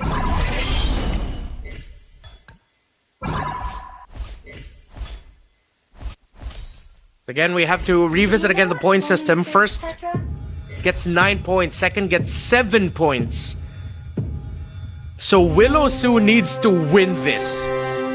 Because if he ends this at second place, he will only get 17 as his point total, meaning he doesn't go past. Fanli needs to finish third and higher now. So number 1 gets 9 points, number 2 gets 7 points, number 3 gets 6, number 4 gets 5, and number 5 gets 4. But we're looking at number 4 and up. For Doinef, even if he needs to win this if he wants to get the championship here. Target acquired. Willow Locked Su's and streak loaded. gets ended by Oppo. Oppo, who is sitting at 13 now, he just needs a third place finish and higher. Or excuse me, fourth place finish and higher to get past the 18 checkpoint. Fanli's still alive. He needs 6 points. That's a third place finish or higher. And he is only at a spot where he could get 2 points at most. Willow Su still number 1 in the lobby. Wisnu, even if he wins this round, or wins this game, is only gonna be at 16. Ken can win it if he gets first place. Very tight race. So many people. Oppo, Doin, Ken, Willow, and Fanli can be the champion by the end of this game. But Oppo's bored, holding on. Fanli has 1 piece left. Shadow kill, the heart guard, the shield is massive, but Fanli takes the damage. He'll go down to 8. Oppo's still alive. Feel my wrath. Wisnu now has locked in a 2-star Yu Zhong. He goes up. Willow Su now at the point where even if he finishes at second, he still cannot crown himself as champion. Behold my wrath. Well, at number 3, 6 points. Currently goes to Scan Dominic. That will bring him up to only 13. Oppo and Fanli, 2 players who have a shot to becoming the champion by the end of this game, are on the brink of elimination. Ken as well. Japar, this might be his comeback era. He is on a win streak. Fanli's board gets absolutely obliterated by Scan Dominic. So Fanli still has to wait. I know a bit of Indonesian and I know what he said, but I would have said the same thing. If I knew that the championship was that close in my hand and he finishes last. This is high octane, high drama, MCGG action. First picks, Doinef is gonna get an extra body on the board. Oppo goes for another Star Wing, Bruiser on Japar. The Ice Queen wand for Scan Dominic means someone's gonna be getting even more spell vamp. Willow Su still very strongly sticking to his marksman-focused lineup. But Ken has a 3-star Nana. Ken, who only needs 8 points. But that means he needs to finish first if he wants to be the champion by the end of this game. Doinef, Oppo. Well, Japar, his win streak just ended. He is sitting at 6. Wisnu, on the other hand, even if he wins this, will only have 16 points, meaning that he's too shy of the 18 checkpoint mark. Oppo only needs a 4th place finish and higher. 4th place and up, and he is champ. Ken needs to win the whole thing. And they're the ones going up one against the other. The pop of the immortality. Far mana yet. But the damage of the Nana is way too much. But a shadow kill can actually dish out. But the Nana is the one to take him down. Ken still alive. Target acquired. While Wisnu From shielding others. at 7 is the lobby leader. He has to hope, though, that Oppo doesn't get past the threshold. Oh, Oppo already got taken out, only at 16. So with Oppo gone, Willow Su, Invincibility. Ken, Solitude. Doin F are the only players right now in this lobby who could potentially become the champion by the end. Scan Dominic is the only one with a streak now. Oppo is at 16 points, but he's already out. We're shuffling around the lobbies to see. Looking at Doin F's lobby. The Nana pick. Losing bodies. Still has the Valentina up. But now it's just gone as I said it, and the Popol and Koopa will get it. That is Wisnu getting the kill. Doin F gets taken out. Death was what the first He'll finish at number 5 with 4 points, so that means he'll be going up to 13. Still a lot of heroes on the board. The dream is alive for Ken. And can he do it? He is on a hot streak with the Paquito. Ever since his release, has quickly risen up to be one of the best and most competitive commanders you could go for. So what are they going to get in these creep rounds? You will regret Items this. of the board. The flag. Ken is aggressively rolling right now for Novaria and Angela. We started off this day talking about the strength of Stargazer and Mage together, paired up with Luminexus. And you usually don't see Starwing used to carry synergies, it's used to support synergies. How much support can it bring? And will it be enough? Ken has 10 points. The checkpoint is 18. He needs to win this all if he wants to be the champion. But can he survive against the board of Willow Su? He won the previous game. Willow Su also needs to win this if he wants to secure. They're both at 10 points.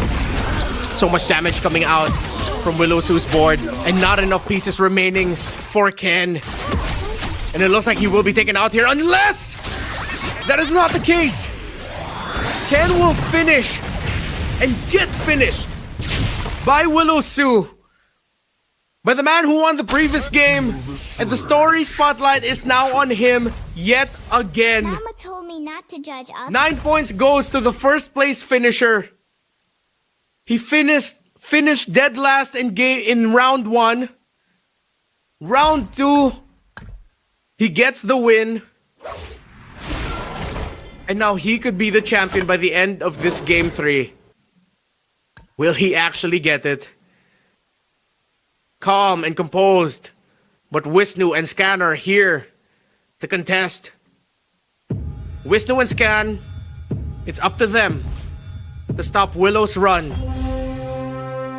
to stop the chances of this 5-game grand finals being finished here by the lone representative of Myanmar. But Willow Su draws blood again. Another elimination. And everyone is falling down way too quick by his hands. Wisnu felt Willow Su's Backing out now. mirror. And then there were two in this game number 3. I dare you. Just over a little under a year ago is when we debuted this game. When we revealed this game in Malaysia to the rest of the world. To show us that there is a new rising star in this genre. For many years, Up the energy here. we delivered banger after banger. But can Willow Su now go to go one?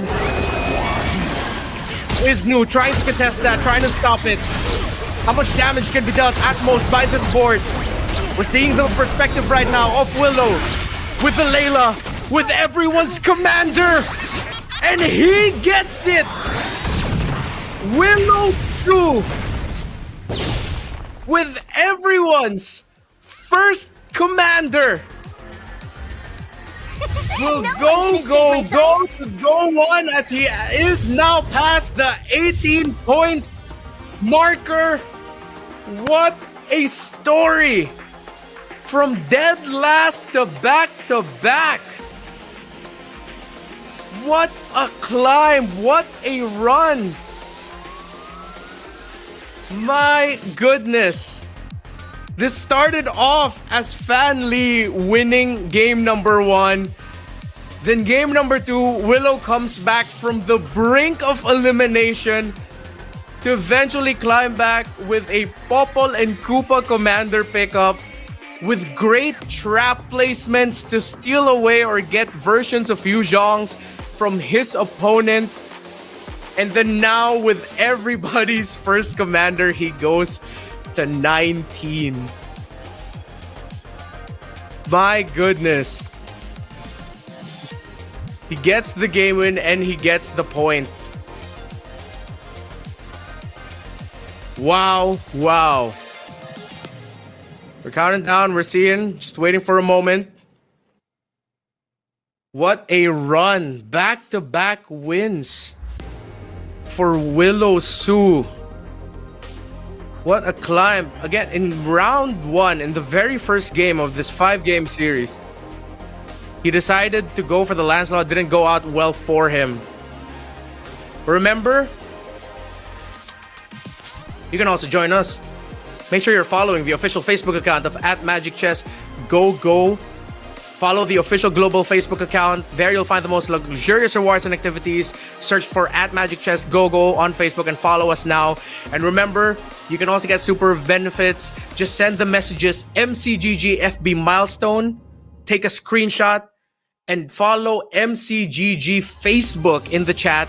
Take a screenshot and go to the pin post on the official global FB account for the live stream event. MCGG FB milestone. Follow MCGG Facebook. Wow. This has been a terrific night of Magic Chess Go. Crazy run. And hopefully you have enjoyed what we have seen so far. Waiting again for the next one. Let us know in the chat right now if you have your favorite commanders. Who are your favorite commanders? Who do you like to play as your commander? Is there a specific strategy that you like to go for? What are your favorite synergies? Let us know in the chat. Again, it's always a treat. Remember, we're still just growing. We're still going up. We're still working our way up.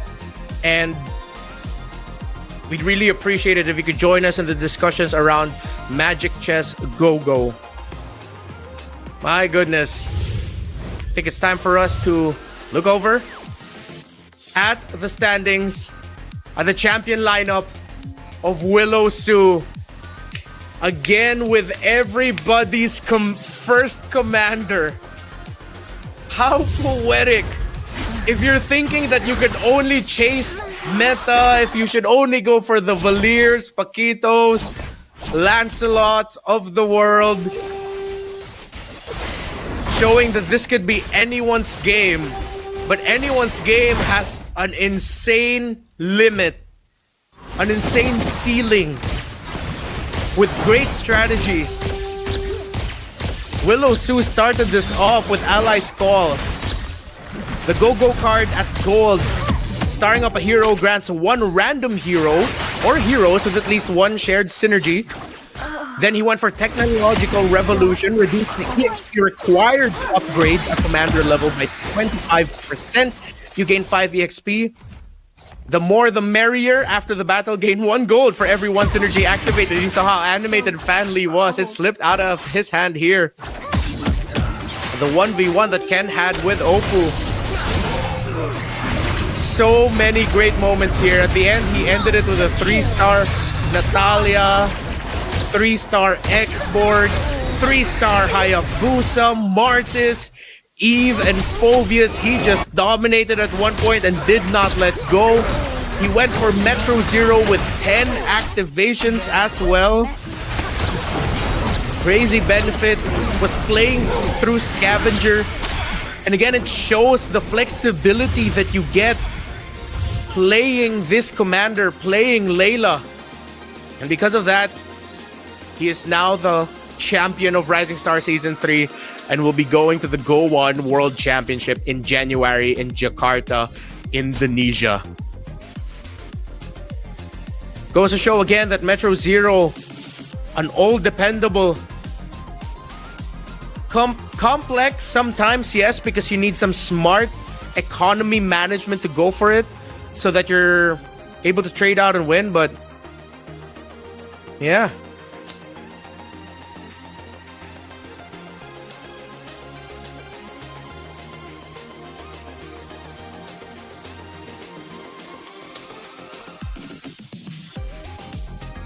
First past the post. He's a champion, but we still have to play. We still have to play to see who will finish in 2nd, 3rd, and 4th.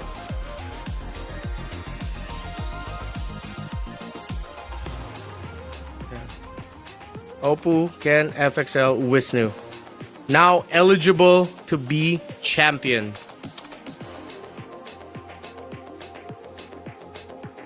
So it's Oppo, Ken, and Wisnu. We're waiting to see. We'll be going at 2, 3, and 4. Well, let's see if there could be some turnarounds. Maybe. Will there be? But he is past the post already. 19 games. Or 19 points, playing 5 games. We're just waiting now for the next one to start. Remember, let us know. All right. So, just have to wait and double check. Willow Su, there is actually still a possibility. So he needs to commit, and we're just gonna have to double check if that means that he needs to get a first place finish. Does he need to solidify another first place finish, or does he go?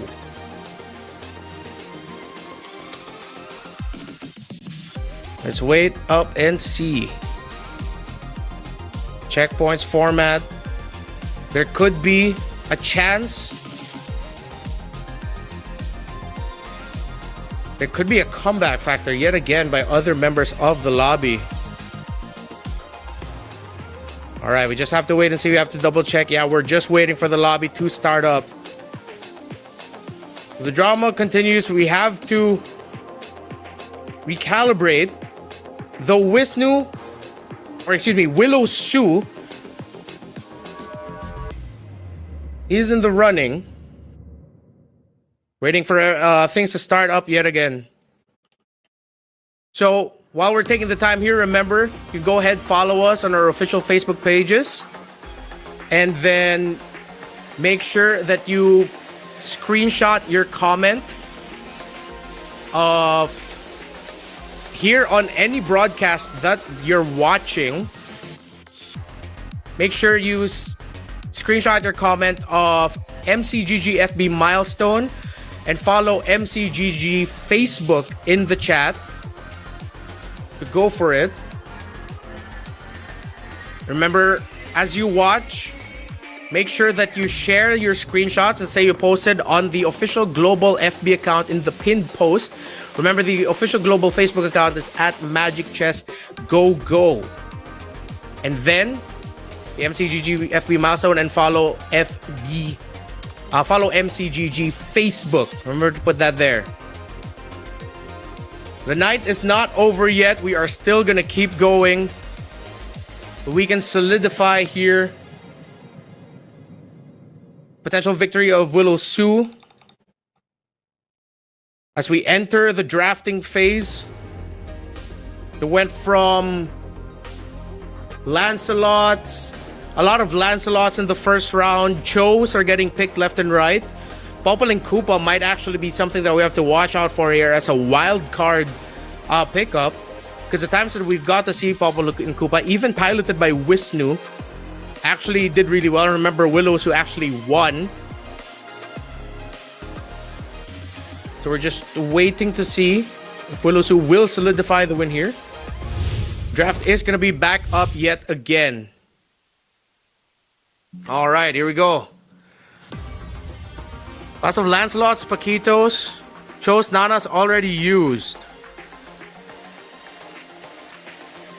Lunox was the opener for Fan Lee. What are they going to be going for? All eyes right now on Willow Su. Now it's Wisnu's turn to bring out the Layla. Popple and Koopa gets brought out by Japar. Oppo gets the Paquito. Nana and Amon. Lunox blocked in. We're waiting for the picks here for Fan Lee. Ooh, okay. Fan Lee with a spicy commander pick goes for a Veil, but Willow wants to be dominant. He wants to get that Cho. So it seems like Willow, we've seen him play from behind really well with the Popple and Koopa. That might be the case here for this Cho, because even if he goes on a lose streak here, he will still benefit. While Japar might be another player here who has spent the majority of this 5-game series so far just struggling, Popple and Koopa, as we saw, does very well trying to come back from behind, because even if your opponents get their heroes much faster, then there's a chance that once they step into the trap of the Popple and Koopa, they get activated, and there we go. From a cocoon to a butterfly. So we have to reiterate again what's happening right now. I'm pretty sure there's a lot of questions. Willow Su is the first past 18 points.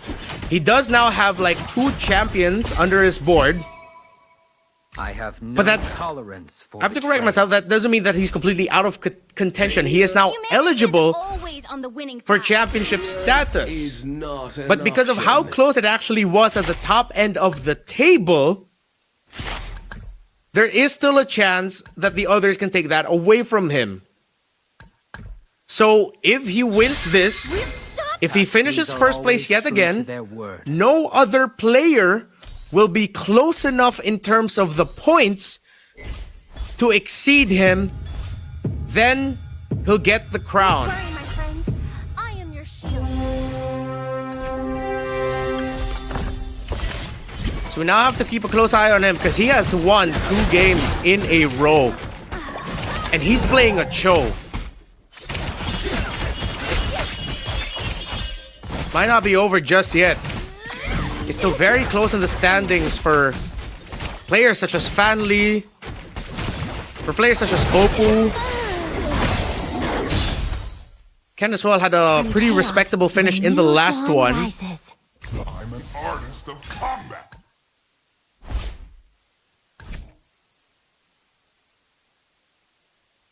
So now we're looking at the board of Doin F.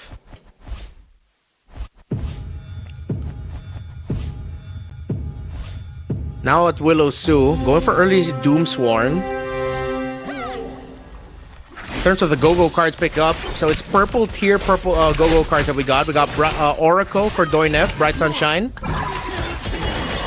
Willow, Sue, and Oppo have not picked their go-go cards just yet. I believe they're waiting for the second, potentially waiting for stage 2.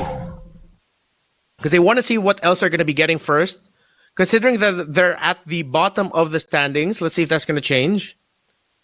Because you can leverage a pretty big power spike, especially if as a Cho, if what happens is, imagine you're the Cho, and then you go on a lose streak, you don't pick up your go-go card just yet, your first go-go card. So you go into the go-go auction, being the first one out. If his economy is good enough, he can actually buy out. Currently, Willow Sue's at 21 gold. The only 2 other players are currently at 20, Fanly, Scan, but by the end of this, Ken and Doin F should be able to get past the 20 threshold. And remember, you also get 10 gold extra. You get 10 gold extra at the start of the go-go auction. So Willow Sue's gonna be at 31 plus a little bit more. Never give up. Oppo now is at the second place at the bottom of the standings. But he does have Dauntless and Defender up already. 10 gold. 20 for Scan, 20 for Ken, 20 for Fanly, 24 for Willow, so he's gonna be up to 34. Now he's up at he went down to 31. He's not gonna be at the bottom of the standings as Fanly and Scan are both still only at level 4. Seems like they're the ones that can leverage it.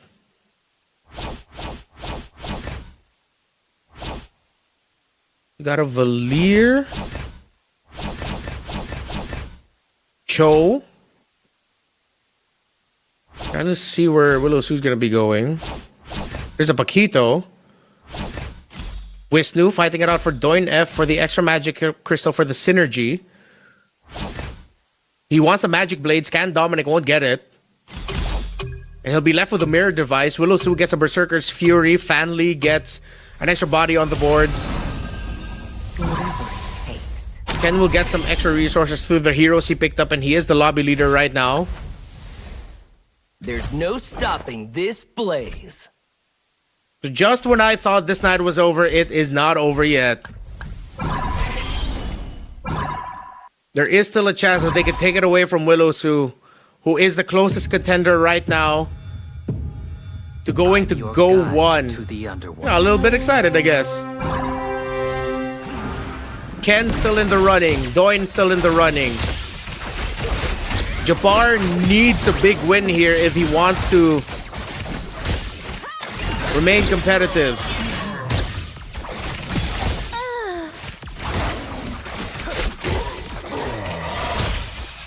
Oppo is going to be winning his lobby.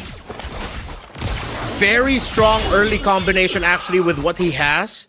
So Ruby is one of the most sought after pieces that you could have on your board if you want to go for Metro Zero, if you want to build a strong front line, as she is both a defender and a dauntless. The curse.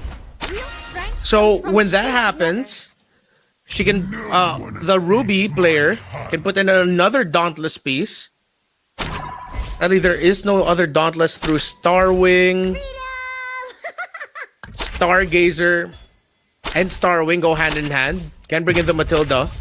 And then that can be an early launch pad for going up to a Metro Zero shift. Willow Sue still has not locked in his first go-go card. Everyone else has it already. Frontier Blitz for Doin F. So for Doin F, what you're going to be seeing in his board later is that his carries are going to be on opposite ends of each row. So on opposite ends of each row, the heroes there get 35% hybrid attack. So we might be seeing him go for the line, the side line formation if ever.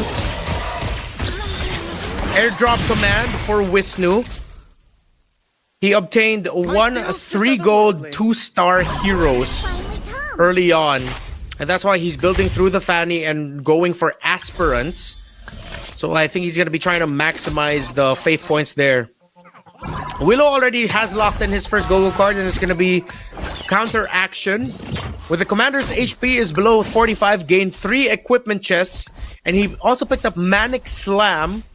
It's a golden staff. Allies with golden staff gain 1.5% extra attack speed for each basic attack.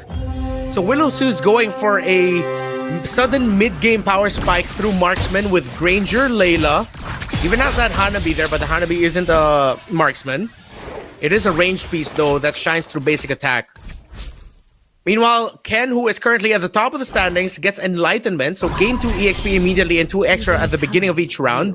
And Swordsman Badge, where you get a Swordsman, Magic Crystal, and Cushion.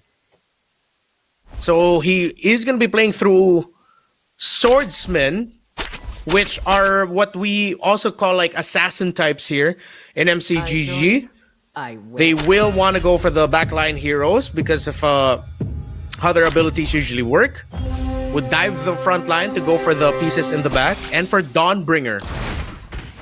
So if they want to stop Willow Sue potentially just running away with it in this one, and then that's a good way to do it. Although it seems like this lobby went for a very front-heavy lineup in terms of the defenders available. You have defenders for Wisnu, Japar. Ken is the only one going for pure damage, and he just lost his match or his round against Doin F. As the go-go card that he decided to go for was Reinforcement. Now he got 3 4-gold heroes. And it seems like Doin F is going to be playing through a Kalea mainly. Real strength comes from shielding others. Wisnu as the Layla. Now we look at Cannot beat me.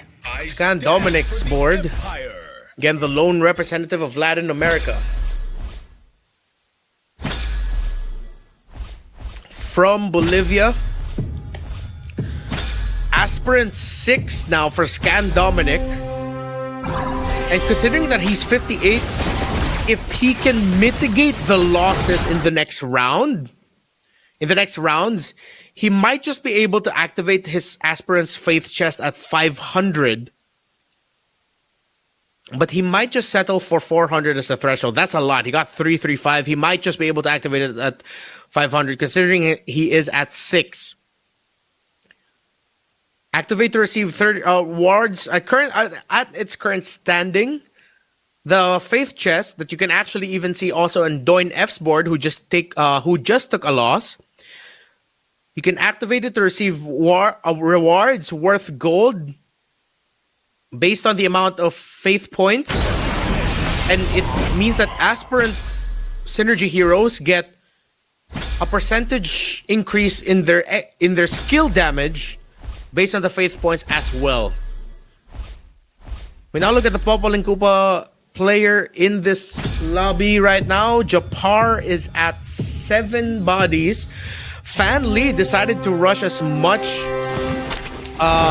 wide a board as possible. But does he have enough 2 stars and items?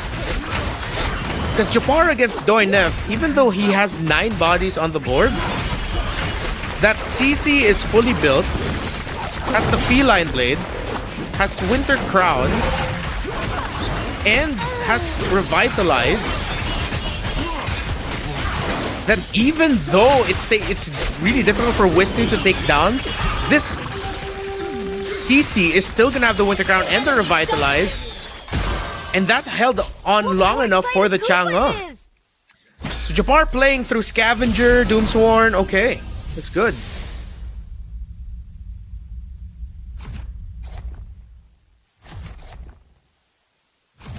$16 for Oppo, 13 for Scan, 13 for Doin.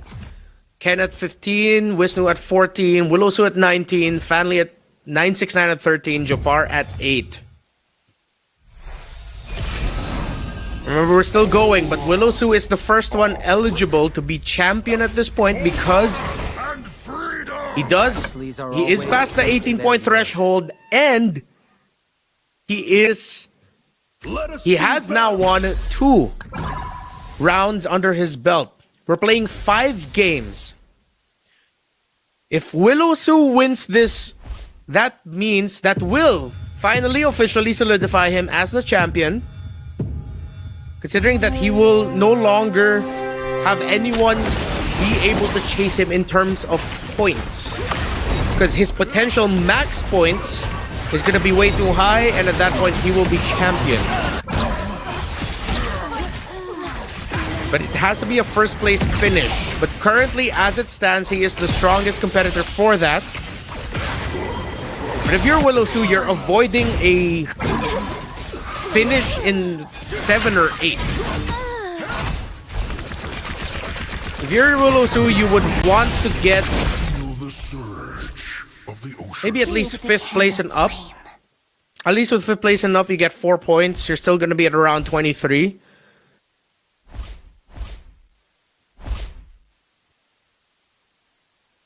Lots of scavengers. So, scavengers, one of the more interesting one for me.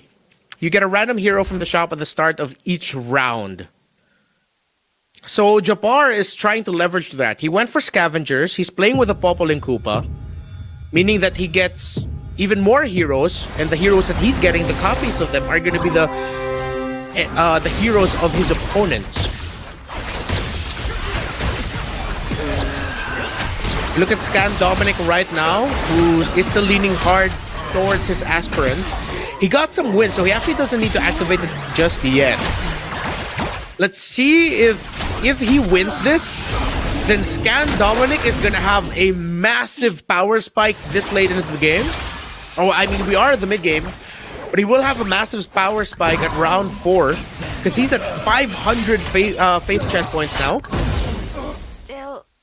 Which means that at this standing, he could get 59 gold and grant aspirants 59% extra skill damage.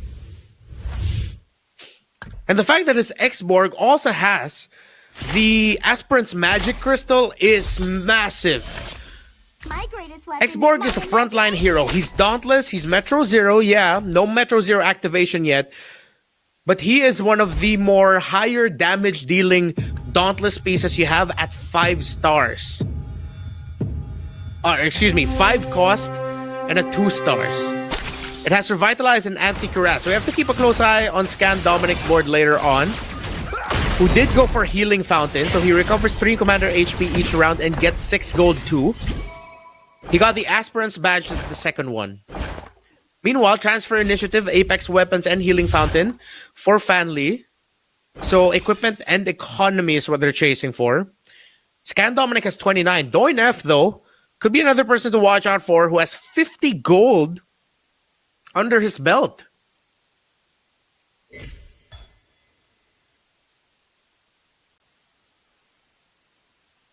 Another X-Borg. Time to do my job. And he will contest it.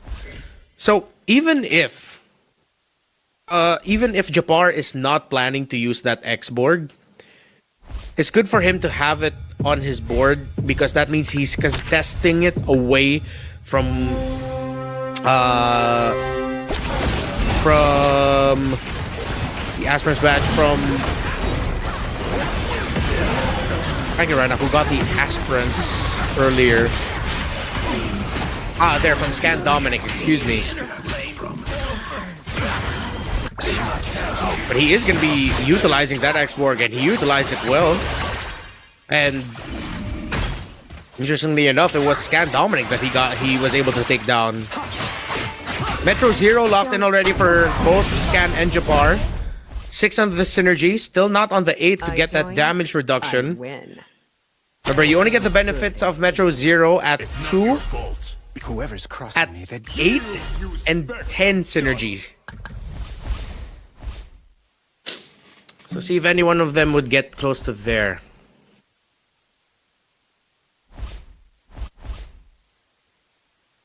Okay. So for Japar, with Steel Front providing the extra sustainability and defense, if there are at least 3 allied heroes in the same row, they gain 40 hybrid defense. So maybe this could be the story of Japar. While I personally prematurely celebrated Willow-Su's championship win. Jabbar might have a chance here. Get his points up. He goes first. He gets to 17 and is looking good. Willow Sue. This is not where Willow Sue wants to be. So this is one of the difficult things about playing Cho and playing for the late game turnaround. If you don't get the pieces that you need and the star value of the pieces you need, it's going to be a struggle. Without honor, we have nothing. He is now 6th in the lobby. Jabbar and Doinef in the lower end. Well, this time it might be Ken going up to 23 points. 845 already. When is Scan Dominic gonna activate his Aspirant's Faith chest? He can get 84 gold and 84.5% extra skill damage. If he is aiming for the maximum 999, that is intense. It looks like he might be activating it as his last resort if he's about to go down. But that might not be good because that's gonna take so many fast movements to make sure that he gets what he needs and what he can get to maximize all of the insane amount of gold that he will have. We look at Ken, whose board is staying strong. Has a bit of difficulty. This Yuzhong, if he can get it off, he does, but there is still a shadow kill. Oh! Dragon goes out, but Ken still is able to finish off Doinef. So now Ken looking good and could potentially turn the narrative around just when we thought Willow soon. Already comfortable now that he's at risk. I mean, he is the first eligible and that takes a lot of the pressure away from him.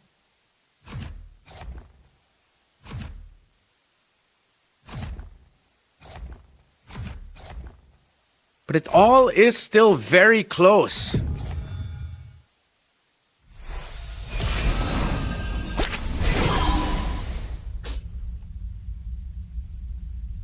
Oh, a Chango would be really good right now. Scan, is he going to activate it? He is at 18. Is he going to activate his Faith chest? Yes, he finally will. No, he won't. He won't. He won't. He still won't.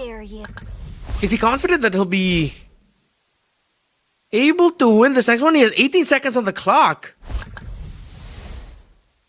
Let's see if he'll actually be able to get it. Jabbar now at 10.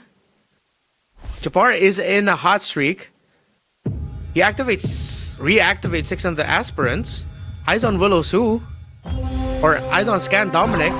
Scan's gonna be going up against Ken, and I think he might actually be able to take this considering that X-Borg is still very, very healthy. Could be a risk though. But a risk he's willing to take. Not a lot of answers for this X-Borg. For Ken. Shadow kill goes off. Valentina and the Angela and the X-Borg still alive. And now he activates it at 999. Full value for Scan Dominic on this Aspirant's Faith chest. Target acquired. Locked and loaded. Scan Dominic. Aggressive rolls. 3-starring the X-Borg. He just went full send.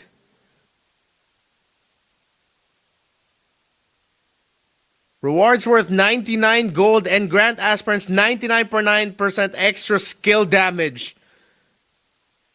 The X-Borg has Anti-Cuirass, War Axe, and Winter Crown. This might be Scan Dominic's game, as it looks like even Fanli's board might not have the pieces to take down Scan Dominic. Let's see how he performs in this one. My goodness. Be forgotten.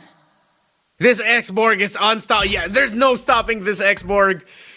Other boards are gonna need an insane amount of damage on them. Enemy ahead. It's not your fault. He decided to go all in on aspirants, made it work. He didn't wait until he waited. He waited until he got the max activation. Willow Sue is out. He's at 22. So So just when we thought the first man to be eligible to become a champion could secure it already, he goes for a 6th place finish. Only going to be securing 3 points out of this one. No more X-Borgs on the board as it has been all secured by Scan.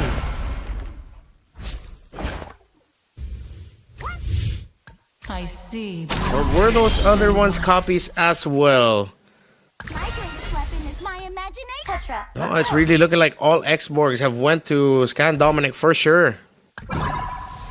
Hero pool manipulated to his favor. Other boards for Ken, Wisnu, and Fanli, they all have 1 5-cost 2-star heroes each, all built with items. Fanli's Angela has a Dominance Ice, War Axe, and Feather of Heaven. Scan Dominic's own Angela has an Enchanted Talisman, Ice Queen Wand, and the Holy Crystal. Man, look at the damage on this X-Borg. There's nothing gonna stop this right now. They'll still have a Winter Crown. Even the initial spins of the last Insanity way too much. Legendary. Scan Dominic might have just shown himself already as the guy that's gonna be taking first place here. Fanli gets to take down Ken. But Oppo actually got taken down by Fanli's, or Oppo took down Fanli's mirror. Meaning that 4 and 5 might actually be the strongest in this lobby right now. Lobby. My imagination. 3-star Nana secured by Oppo. Okay, now there's 2 5-cost 2-star heroes for Wisnu. But he has no items on his Minstatar just yet. And he's not playing for Dawnbringer either. So he's just going to be... Oh, he finds a Dawnbringer piece to put in. He already had the Valentina there, excuse me. So move it there. While we look at Ken. Blade Armor, Blade of Despair, and Dominance Ice for backline Shred. So we look at Ken's board. And it's just similar to everyone else. Because of the full max use of the Aspirant's Faith Chest, it really doesn't look like there's going to be any contender to Scan Dominic's board. We're seeing Oppo's board go up against Wisnu. It'll be a win for Oppo. Wisnu goes down to 6. He's still standing. We're down to the remaining 5. And now you only have one question left. Can anyone stop Scan Dominic, the representative from Bolivia? Mercy. He maxed out his Aspirant's Faith Chest at 999. No one in this world. Meaning that the X-Borg in his board that has the Synergy Crystal for Aspirants is an Aspirant.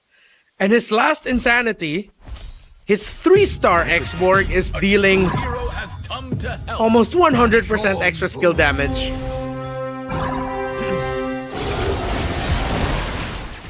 We'll see Oppo take his shot at Scan.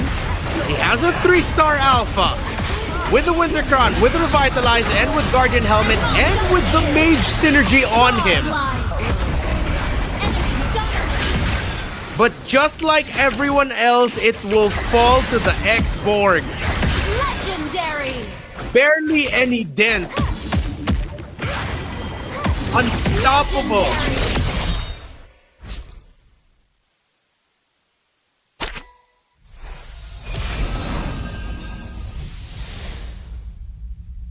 And now it really looks like this is gonna be 9 points and 22 for Scan Dominic, secured and locked in.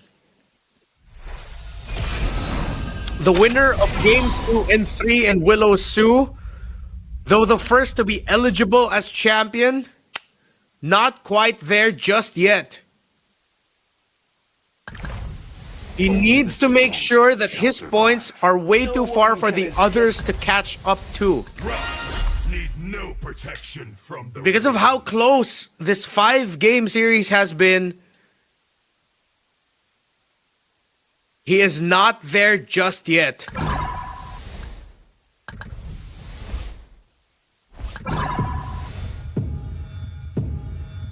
This is how close things can get in MCGG. You get 21 stacks on the items of the Valentina for Fan Lee. That's gonna be the main carry. That Harley phases out. So much damage. But at the end of the day, that Alpha takes the cake. Scan Dominic eliminates Ken, and he is still on his streak. So now you have Fanli and Oppo trying to make the most with what they have, but they barely have resources. Oppo is now at 2 gold. He's buying and trying to buy and sell heroes to get up there. But I don't think he has the resource anymore. Let us put He sells a piece, goes up. One life is My protection. He sells some high-cost multi-heroes, multi-starred heroes. Matching rivals here.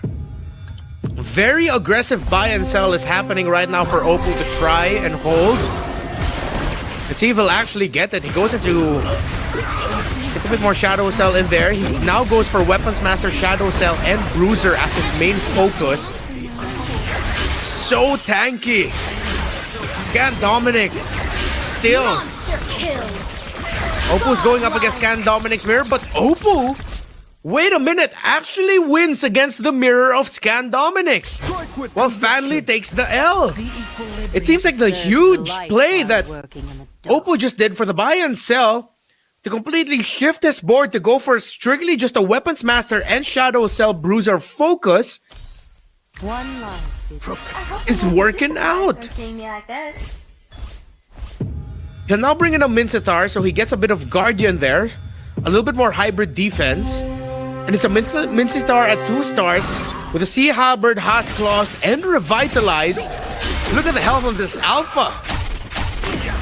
Scan Dominic, Fan Lee, and Oppo. Goes through the last creep round, and we are in the final hurdle. So Oppo decided to go for a very focused strategy. Wisnu, now at 18 points, means he's within the point marker, but he is still not eligible to become a champion as he has not won a round just yet. Ken as well, now at 20 points, now just looking for a round win. But we are playing 5 games max. So if this goes all the way to 5 games, then we are going to be seeing who actually ends it with the most points.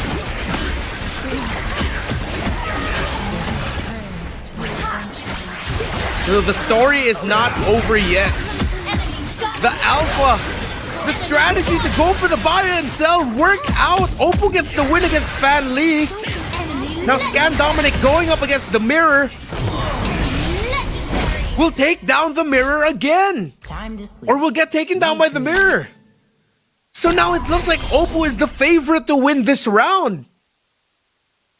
Meaning that we'll actually have only had 2 winners as we head into the next games.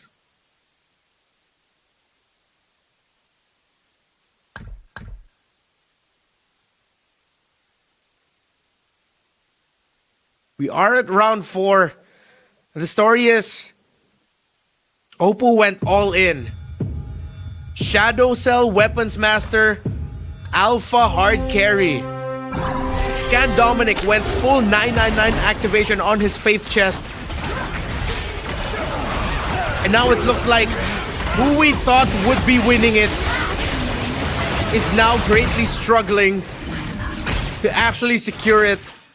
As this Alpha is completely tearing up house, but now it's the Alpha just left alone. But look at it! Ultimate after ultimate. 4v1, not a problem. Garden Helmet, Sea Halberd Winter Crown with the Shadow Cell. Now it's the Alpha's turn to be the unstoppable one. What a late game swing by Oppo, if ever. Scan Dominic now re-rolling, trying to find answers. I hope they won't be too surprised when Fate forced me to become an assassin. He's building his board. He's still leaned in towards it. He barely has economy. Not a lot to buy and sell anymore. Do you mind if He has a lot of health. He now has an extra activation of the Face Warper. He just brought in a Harley. But we look at it through the perspective of Oppo. Ask this Paquito.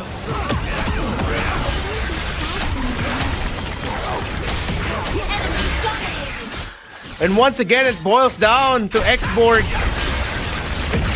But it's 2-3 stars. The inner flame still burns. Unbeaten yet again. let's go.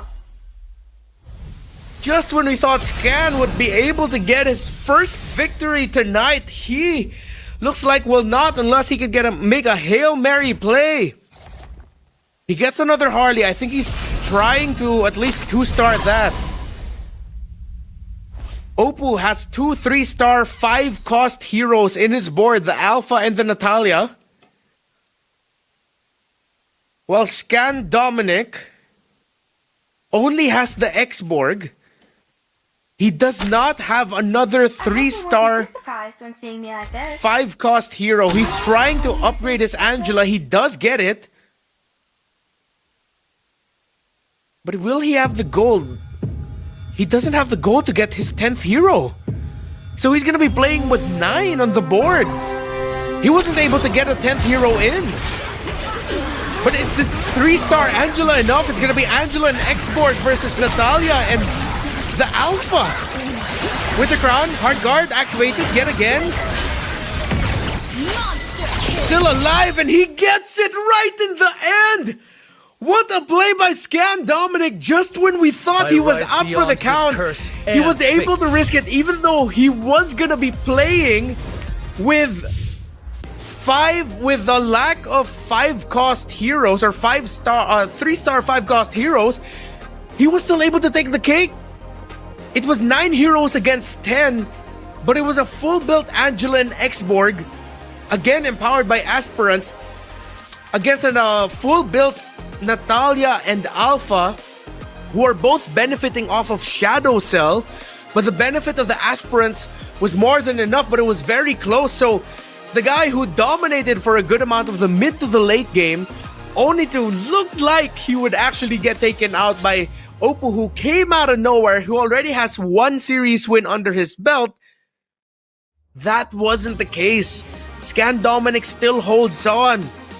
That was a tremendous exchange. So for the Go-Go cards, Scan Dominic actually had Frontier Blitz. So that's why we saw his pieces go into opposite ends of the board for that extra 35% hybrid attack. And then he went Healing Fountain. So I think that extra bit of gold that he got from Healing Fountain at the end of each round. Because remember, for Healing Fountain, you recover 3 commander HP each round and you get 6 gold. So I think right there at the end, he was just able to get a little bit of HP to make sure that he wouldn't get taken out. But then most importantly, that 6 gold was enough for him to just re-roll and eventually just able to get the 3-star Angela. What a sudden swing. Remember, this night is not over yet. There is no clear champion just yet. So make sure that you follow the official Facebook account of @MagicChessGoGo for exciting rewards. Just search for @MagicChessGoGo on Facebook and follow us now. And remember to comment down or send the message in the chat, MCGGFB milestone, and follow MCGG Facebook. Comment them in the chat, screenshot it. Then you go to the pin post on the official global Facebook account for the live stream event. Follow the event rules to participate for a chance to win a random lucky draw prize. Alright, so we have to revisit again what's been happening. I know there's a lot of questions going on the board, but we have to reiterate that yes, Willow Sue was the first to become eligible to be champion, as he has not only 1, but he has 2 wins under his belt, and he also has the 18-point threshold passed. But now Scan Dominic also has that too. So now for Willow Su, he's just trying to get more wins to make sure that no other player can get close enough to him in terms of the points. But that window is starting to close as he actually had the sixth place finish only. Scan Dominic now with a win. I believe he is also now eligible to become a champion. So this night is not over yet. Still gonna be going. And Scan Dominic now puts his name up there representing Bolivia and Latin America as a chance to become the Rising Star Season 3 champion, to be one of the first people to qualify for the Go 1 MCGG World Championship. As great as the story of Willow Su was, it's not over yet. Now this time it's Scan Dominic's time to put his name in a chapter, write his own chapter of the story. And from the beginning, he was clear with what he wanted to do. He leaned a little bit more really towards going for the aspirants, and once he knew that he'd be playing for that, he was even able to get the aspirants badge, and I think that became like a big reason as to how he was able to make this work, because that aspirants magic crystal eventually would end up on the game-winning X board, and then he just maxed it out. He waited. So in the round that we thought that he'd activated before 999, it was at around at 910 or 920, 30 something. He knew, he was able to calculate, he knew he was going to go up against someone on the board that wasn't strong enough to take down his board at that moment. He waited. It worked out. He was able to activate it at 999. Then he went on a streak. Although you have to commend what Oppo did there, because eventually he decided to change his lineup, strictly mainly focusing first onto Weapons Master, Shadow Cell, and Bruiser, and then being able to bring in a defender in the Mincetar so that he has some extra bit of defense as well for all of his pieces on the board, and sort of like another carry in a way, although his true carries are actually the Natalia with a Mage Synergy emblem on her, Mage Synergy Crystal on her, and the Alpha. What a play! You have to commend how Scan Dominic and Oppo actually played the last fourth stage. It was actually just brilliant maneuvering by those two, and also a good amount of luck of the draw. They were able to make the most out of their go-go cards. For Oppo, it was Trust Fund, gaining gold upon reaching level 8, 9, 10 respectively, 15, 20, 25. Rising Festivity, so he was also able to get more economy through that, but at that point he was gaining he was like level 10 minus 5. He was already getting like 5 gold heroes consistently just playing for the Alpha and the Natalia. Then he went for Glittering Jewels for the 9 free shop refreshes there at the end. Fanly as well with a strong showing, but because of how fast Oppo and Scan Dominic were able to get all of their 3-star, 5 gold, 5 cost, it was way too much. Willow Su is not the champion yet, but he was the first eligible. But now Scan Dominic, Ken, Fanly, and Wisnu are eligible as well. But we are now reaching the 5th round. The 5th and final round of tonight's 5-round night. And by the end of this, there can only be one, and there will only be one champion. Will it be Willow Su, who we thought by the end of round 3 potentially could have already locked it in? But after some calculations, we realized not just yet. Not just yet, Willow Su. Because of how well the others got to perform, because of how high their points were, there was still a chance for them to overtake him. He was the first one there, but it's not a first past the post. We are still now going to a 5th round. Put down your predictions wherever you're watching, whatever chat, whether it's going to be the commander picks for all of them. Remember, we're going for unique commanders. They cannot repeat the commander picks that they have already played in the previous rounds. Who do you think is going to be going for an aggressive strat? Is someone just going to try to dominate from the beginning? Although that rarely works out, at this level of Magic Chess Go-Go, as you can see, all of these professional players, you can call the professionals at this point because of how they're playing, they are leveraging economies at round 3 and round 4 incredibly well. Whether it's selling what's once the main piece of their lineup so that they could just get even more resources so that they can go for the, how do I call this? Higher cost heroes. Then they make it work. They work it out. This is so tough to predict. So tough to call now who will end up becoming the champion here. So many possible people can actually just come in and then just go for the throat. But it seems like right now you're just eyeing for top 4, but at this point, with how close the points are, with how top heavy it is, just aim for one. Just aim for one.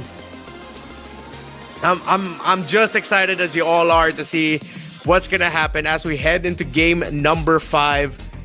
Just waiting for things to get started here. And now we are going to be starting soon the final picks. We've gone through 4 rounds of Magic Chess already, and it has been an amazing night. Just when we thought the story was finished and we knew the ending, it wasn't the ending just yet. Let's take a quick look at their unique commanders yet again. Lancelot and Cho no longer playable here for Japar and Oppo. We look at the top heavy ones. Scan Dominic can actually go for a Cho run here if he wants to, as he went Gushon and Amon. Might just be able to go for that. Doin F already played the Lunox. Popol and Koopa, there are still the wild card there. And yes, for the majority of the Rising Stars, barely anyone has picked the Lilia. Will it show up here? Then again, with the ban system in place that we had in the first one, so many questions as to which commanders will get picked by whom. Willow with his first combat, lots of economy, went for combat in round 3 through the Layla. But will he go for a commander that maybe might be good at manipulating economy either through items like the Paquito or the Valier? Scan Dominic can also go for the Paquito, but he's now there's a potential for him to go for Cho. Good amount of Nanas have not been picked just yet. So in terms of the hottest commodities, we might be looking towards the Valier, the Cho. I think the Lancelot was more for a little bit more for the earlier ones. The Popol and Koopa. We have to see if anyone would be wanting to go towards Amon and Gushon at this point. Playing for economy. Because the way Willow Su played with this Cho, you would want to pick this as your, yeah, I would want to win this because I have a very clear idea of how I want to play this game. I'll take a loose, not really a loose strat, but you're going to be taking a lot of hits early on, then you'll hit the power spike. But that's what Scan Dominic was thinking when he actually went for the Layla, excuse me. When Scan Dominic went, not the Layla, when he went for the Aspirant Synergy in his lineup. So now we look at the draft. Popol and Koopa for Doinef. Japar with the Paquito. Willow Su will go for the Valier. Karina here for Oppo. Could be very aggressive playstyle. Amon for Wisnu. Ooh, Zilong for Scan Dominic. So he's going to be looking for one main carry to put the Dragon Spear on, while Ken is looking to maximize synergies through Lunox. Remember, Ken in the running to be champion doesn't have the win yet. Doinef doesn't have the win yet. You need to be 18 points and above and get championship wins or get round wins to secure the championship.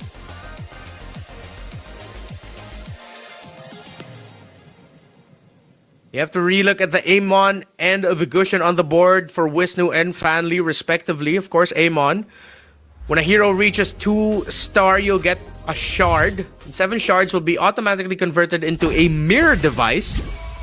And you can obtain up to 3 mirror devices, and you gain 8 extra gold each time a mirror device is created. So early on, you're going to be looking for the quick 2-star hero rush for the Amon. Get those mirror devices. Save it when you already see your 5 cost or 5 gold heroes. And then that's when you start using the mirror devices. Unless you're desperate and then maybe you'd want to go for a 4 gold 3-star carry. But ideally, you would want to save it for the 5 gold carries. Not wise to confront the realm. Initial go-go cards, it's only going to be blue, so no massive go-go card options just yet. To protect lives. From chaos, the new dawn rises. Those who do not let a storm whip up the souls. So let's take a quick look at what has been picked for the go-go cards. Unlimited expansion for Fanli. Jump the gun, so Oppo trying to rush Commander EXP. That way you get more bodies on the board and you're looking for the carry. Seems like his early game carry is going to be that Ruby. Ken FXL going for Dawnbringer already at 4. So let's see if he's going to swerve out of this or if he's going to keep the strategy, because he can use this to just build an early lead and gain stacks for his items. He got excellent recruit, 3 2-gold heroes. I'm reckoning the Gushin and the Aldous were in that pool as well, or he was able to leverage it to just sell heroes and then have the gold to make sure that he could get the Dawnbringer pieces that he needs. We're now looking at Doino F and Popolin Koopa. Again, with the insane amount of Yu Zhongs that's been getting played in the past 4 games, you can see the value of the Popolin Koopa, really just getting the copies of that, especially if your opponents get to 5-star much quicker. You can get the copies of those 5 stars as well.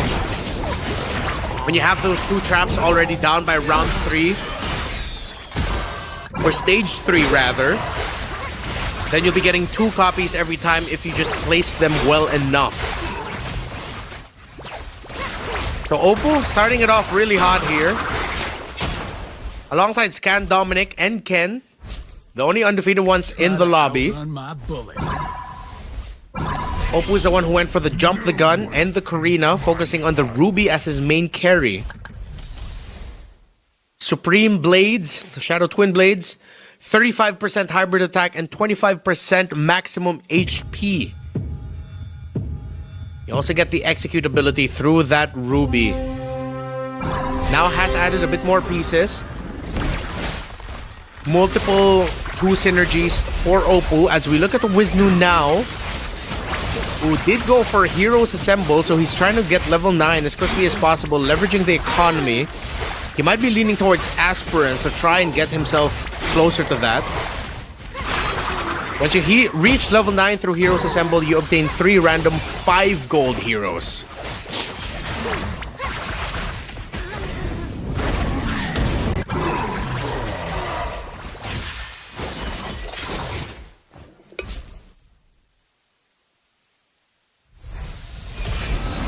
Now we're playing to see who could get the most points at the end of this round. Whoever has the most points and the first and a game win is the champion. But it has become too close of a story to tell. Oppo at 23, Scan at 22, Willow at 22, Ken at 20, Wisnu at 18, Fanli at 19. This is why this night is not over yet. This is why we are still going. It couldn't have ended any better way. To whomever will be crowning the champion, a highly deserved honor. We have to see how they get there first. Let a storm whip up the soul. Right. Shadow Cell now activated for, or at least the Shadow Cell Blessing ended up there. But he was able to buy and sell Wisnu so that he... Okay, he's not going to be going for Luminexes. So aggressive buying and selling of heroes right now. Oh, he was able to get himself an Angela.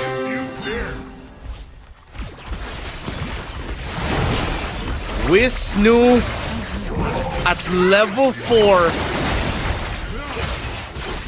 has gotten himself a 2-star Angela with really great economy manipulation.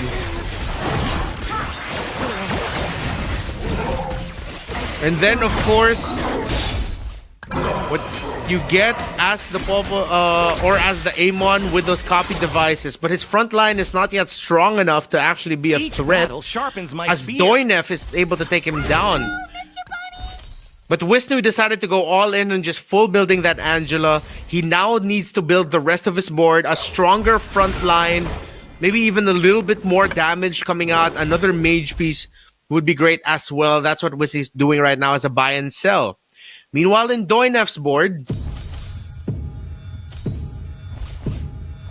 still having a hard time in it as well, but Popaling Koopa might activate or might get even stronger already once those two traps are activated on the board. Starting from round 3 onward, stage 3 onwards.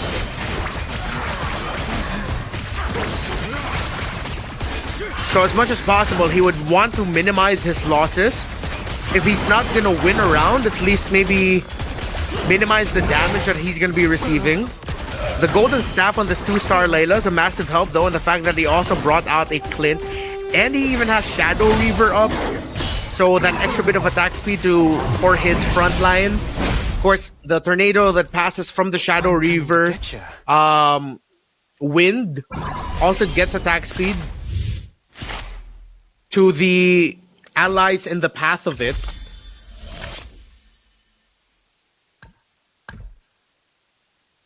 We're now in the second Go-Go card phase.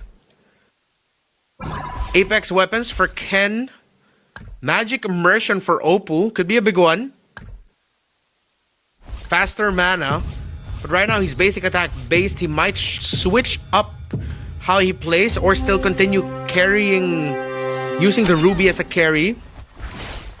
Haas Claws for Fan Lee. And he might be leaning towards a Shadow Reaver heavy lineup. Interesting. Using the Hellcurt as the carry. The shadows seep deeper, Japar with but I remain Dimensional Shot. steadfast. Let's see if he's gonna go for trying to 3-starring the Hanabi through Doomsworn, or if maybe if he could potentially even 4-star the Hanabi. Let's see. But the Dimensional Shot also affects pretty much any backline hero, whether Stargazer, Mage, or Marksman. Would be good. Willow Sue, who picked up the Valier, went for Payday as his second Go-Go card. It is now purple tier for the Go-Go cards here. You gain 7 gold immediately and 7 gold per round for the next 2 rounds. With 43 gold and at 71 health, it's safe to say that Willow Sue probably has the best economy right now. Not just because of the current gold count, but because of what else he will get in the subsequent rounds. Oof. Doinef takes damage. Japar takes the win there. Enemy ahead. 12 o'clock. See? I stand for the Ken is going strong. I never miss my target. Remember, even if he becomes the first place finisher here, he will be at 29 points. Anyone else who has won a game and is past him in points, they will be the champion. The maximum points Ken could get here is 29. The maximum for Opal is 32. The maximum for Willow Sue is 31. If either Opal or Willow Sue end up getting the win, they will be the champion. Anyone else, whether it's Scan Dominic, Ken or Wisnu, or maybe even Fan Lee, The bear we're also going to chose be for waiting him. to see the final calculation of the points as much as my weapon. of everyone else. The differential is not that high. Scan Dominic actually getting the win in the last round really made things so much more interesting in terms of the drama and answering the question of who will end up becoming the champion. Take a look at Japar's board. Decided to go for a tile formation with an opening here. It's the Tigreal as sort of like the carry, actually, or tank. But because of how powerful Tigreal's implosion is, some would argue that if you could get him into 3-star, you could also make him somewhat of a carry with fast mana regen. As long as you get Dominance Eyes on him, and if it's not another tank item, it's another offensive item. Very close one there, Wisnu. Able to take the win there with this Angela. Oppo still on the streak. And remember, Oppo is one of the players here alongside Willow Su that could take it. So if Oppo wins this, he is definitively the winner. If Willow Su and Oppo are tied, we're gonna have to see what happens. We're gonna have to see the results in the end. For the lost souls. We look at the Gushin now of Fanli. Remember, that's the light sigil. Danger? Gushin summons That's a my light calling sigil card. displaying a random roll synergy. You drag a hero onto that sigil to grant them that synergy that's being displayed by the light sigil. The sigil then expires, granting 11 gold. You have 3 chances to refresh as the roll synergy. So this is a synergy-based lineup. I'm trying to use the most of what it gives you. Seems like he has leaned towards Shadow Reaver. A lot of attack speed for him. 60% attack speed from the wins that he dishes out. But all that attack speed, and I don't think he has enough damage unless that Ruby can somehow turn it around. It does not. The front line able to hold, and all the attack speed actually able to whittle down Oppo more than enough. Japar gets more damaged again. Yet he is not in the bottom of the table. Just enough. As currently it is Doin F who is potentially going to get taken out already by the end of round number 3, round 2 in stage 3 before he could even get it going. So again, that's one of the most difficult things about rocking a lineup that is expected to perform just a little bit better come the latter portions of stage 2 and stage 3, is that if you can't keep your board healthy enough, if there's other people in the board who were just able to get more items or were able to get sharper synergies, scale up way faster, then it's gonna be tough to make work, because by the time that you reach the okay, it's my turn, the gap might have just been too big between you and your opponents, and that's what it's looking like. Doinef's board on its last legs. The Irithel protected in the back line. The bounce, the extra bounce coming out from the Hanabi damage. Irithel still standing, but that Hanzo is too. No more immortality. Irithel gets taken out. Hanabi versus Hanabi. But Doinef's Hanabi is healthier, and he survives. Willow Su now down to 23. And he cannot afford this because he needs to make sure he secures himself at least 28 plus points. He needs at least 6 points to be able to put himself, or 5 to 6 points to be able to end this round and think, all right, let's just see what the math is at the end of this all. Though he was first past the line, first past the threshold, he was not first past the line. Can he find a swing around? He has 2 game wins under his belt.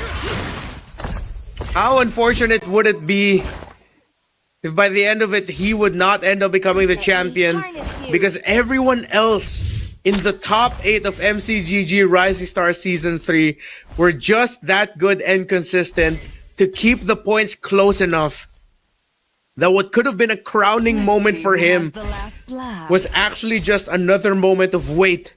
No, it's not. The rest of us are still here. Scan Dominic gets the win in round 4. Oppo with the win all the way back in round 1. And now Oppo and Fan Lee are the healthiest in this lobby. We look at Wisnu now. He got his 2-star Angela very quick, but was not able to build a good enough board to really let it shine. And it's showing. Even if this hard guard goes up, there's just way too many bodies from Doin F, who is still holding on, and it's now Wisnu, who is down to just 1.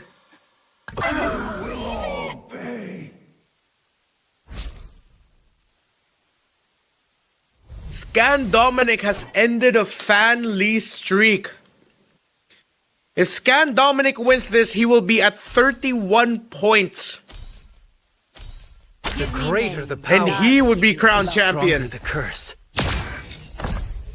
No one else will be able to We can hang out in the get to that point if he once he reaches 31. Leave it to me. 31 points if he gets all 9 at the end of this. Beyond star fetches. And similar to the last one, this was his strength. Playing from behind, late game turnarounds, great economy manipulation.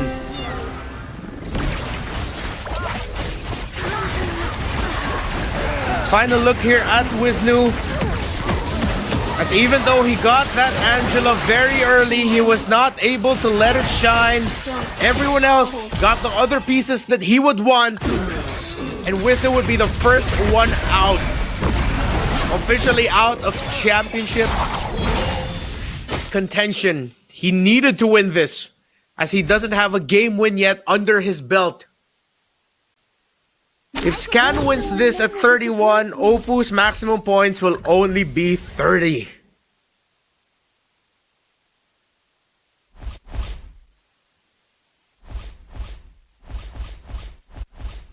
Willow is out as well.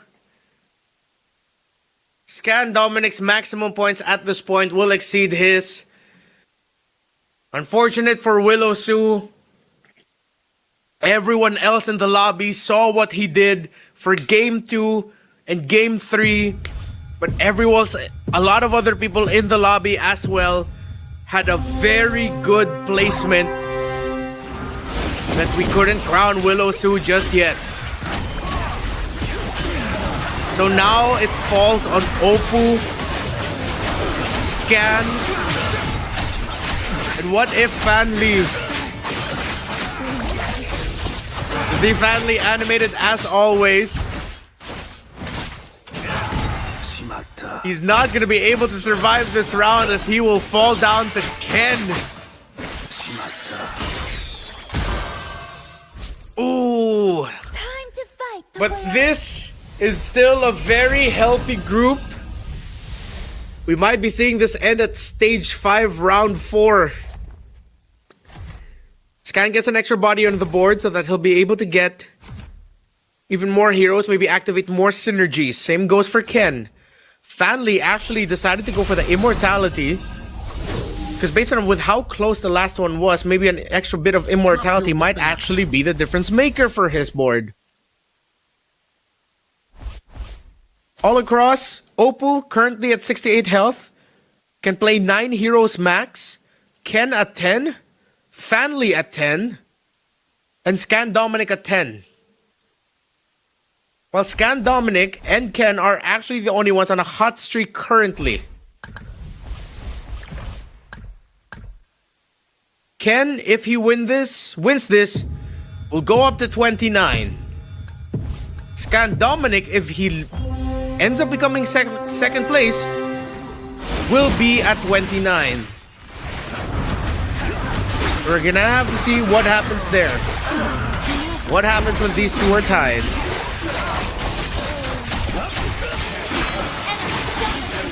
Fan Li. The economy manipulation, the immortality, was it enough? He still has one available on the board and he wins that one. His maximum points is 28.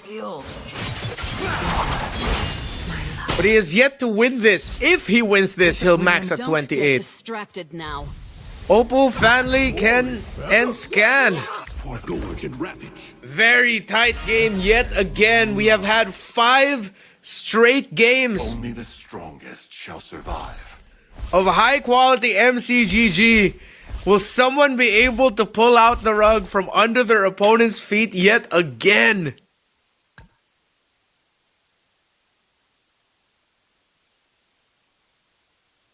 As we're getting closer and closer, the maximum points for Oppo, 32. This is in theory if they finish first place here.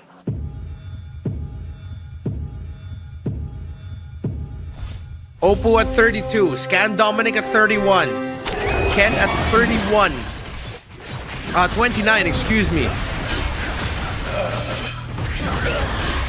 And Fan Li at 28.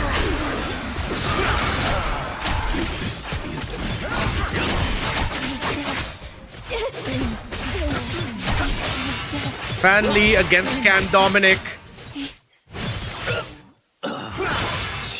And he's gonna be able to win this one. All the shadow kills not enough. 7 win streak now for Scan. With invincibility comes solitude. And he is contesting. If this boils down to Scan Dominic versus Oppo, whoever wins that is gonna be the champion. If it gets to them. Ken is still definitely in the running still, but his max point is at 29. Game 5 Grand Finals.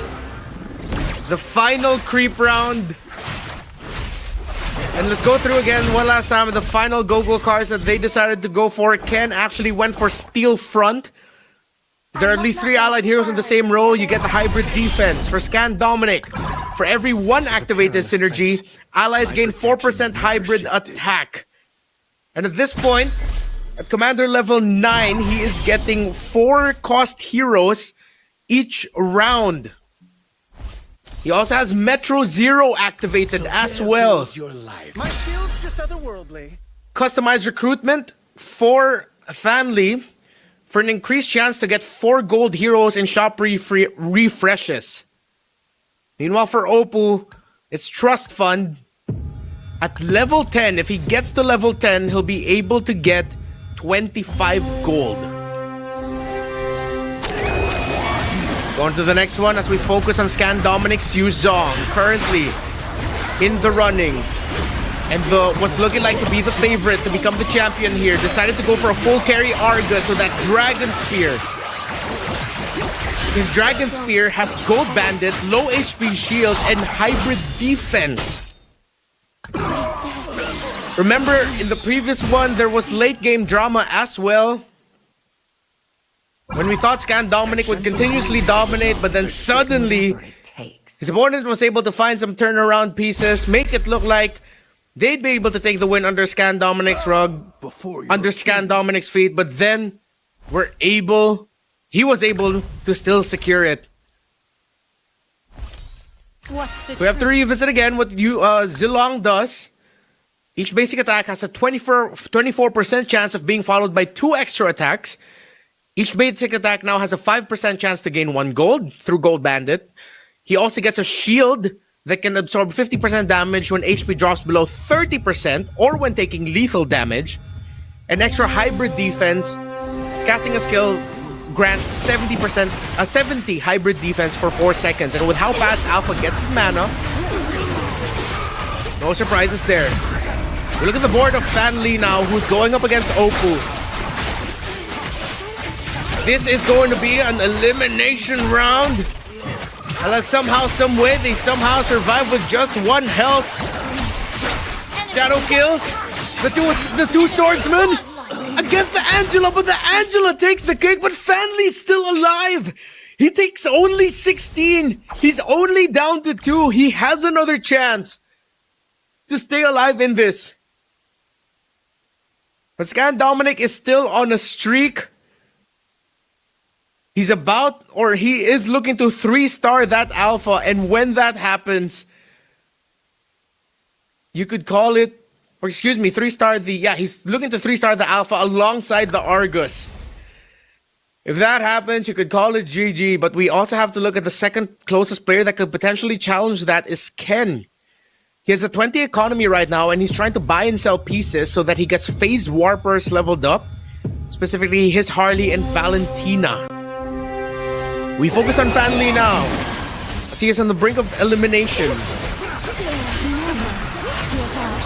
But he is up against Scan Dominic, and unfortunate for him, too strong, too mighty, and potentially on the way to going to Go 1. Nothing can stop Scan Dominic right now. Near unstoppable. And it's now only gonna be down to Ken and Oppo to potentially stop Scan Dominic's run. At 4th place, he'll get 5 points, putting him at 27. His maximum placement now is actually 3rd place. At 3rd place, Scan Dominic will get 6 points, putting him at 28.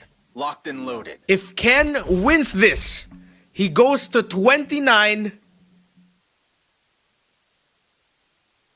and will surpass Scan Dominic. Oppo, on the other hand, though, if he finishes at 3rd, he himself will be at 29 through the 6 points that he got. See what happens as we look at Oppo. A miracle, maybe. We shall see. Blade armor and anti-cuirass, defensive items on his main carries. The alpha way too strong, but the phase warpers are way too mobile. Valentina sidesteps the alpha, but finally eats up the skill. Hard guard on the Harley, but will it be enough? It looks like it won't be. Phase warpers can only do so much to get away from it. Oppo will go down to 3rd, and he is at 29 points. Let a storm. There is. It's now down to Ken and Scan Dominic. But with how it's looking, Whatever it takes. Mission underway. the maximum points now, or the minimum points of Scan Dominic, I win. with how it's looking in the board, we shall see. Down to the final 2, and who will it be?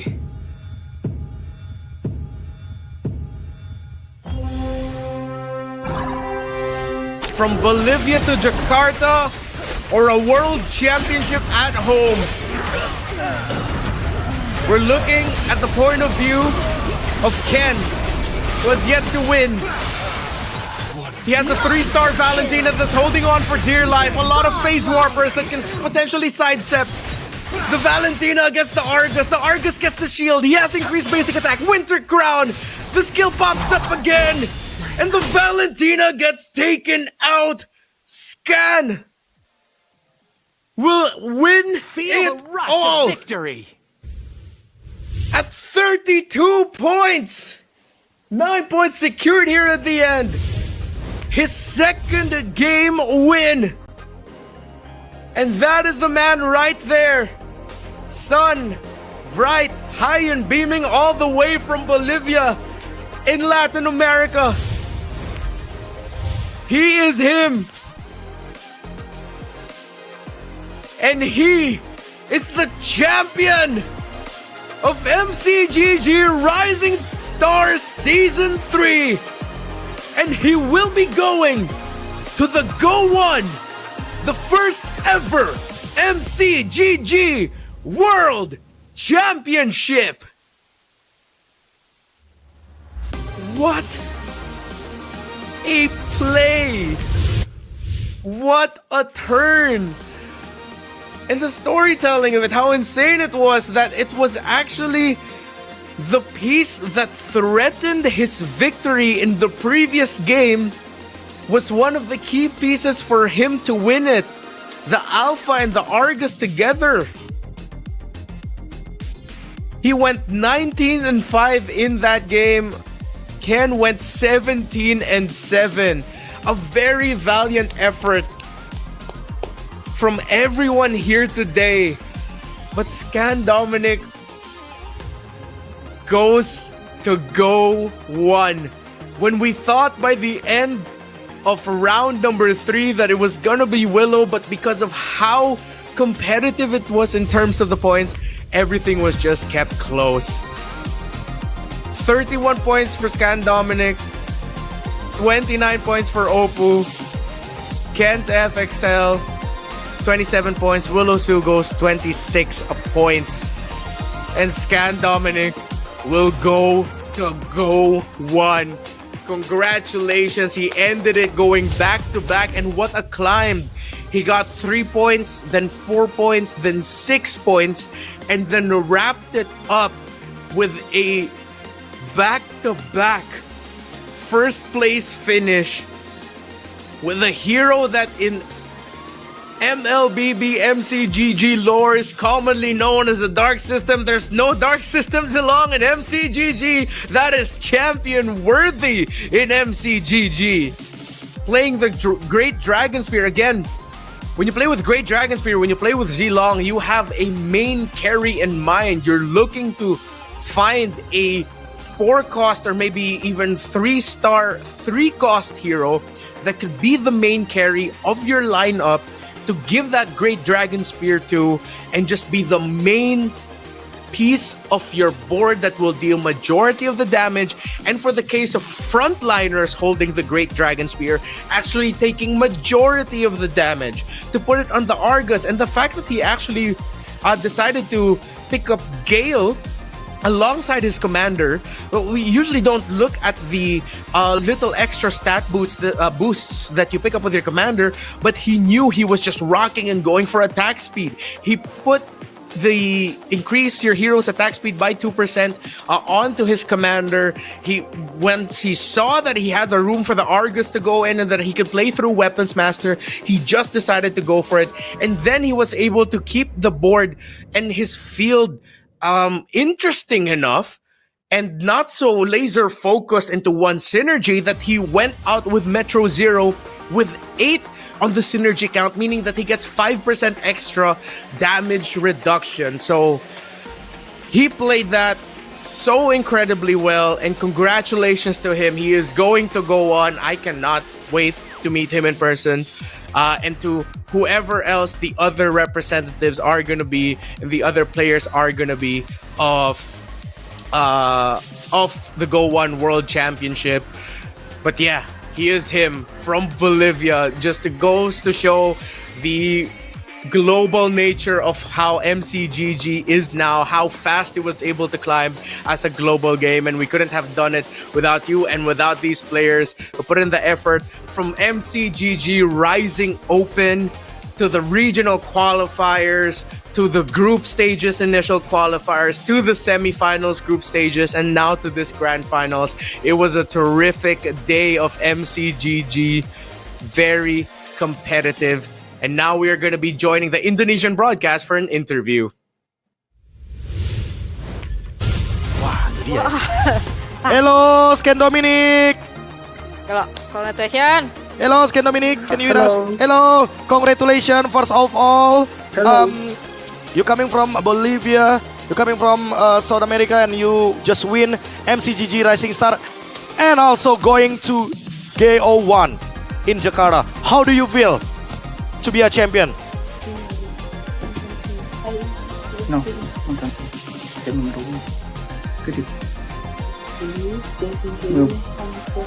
good, incredible. Can you please believe it?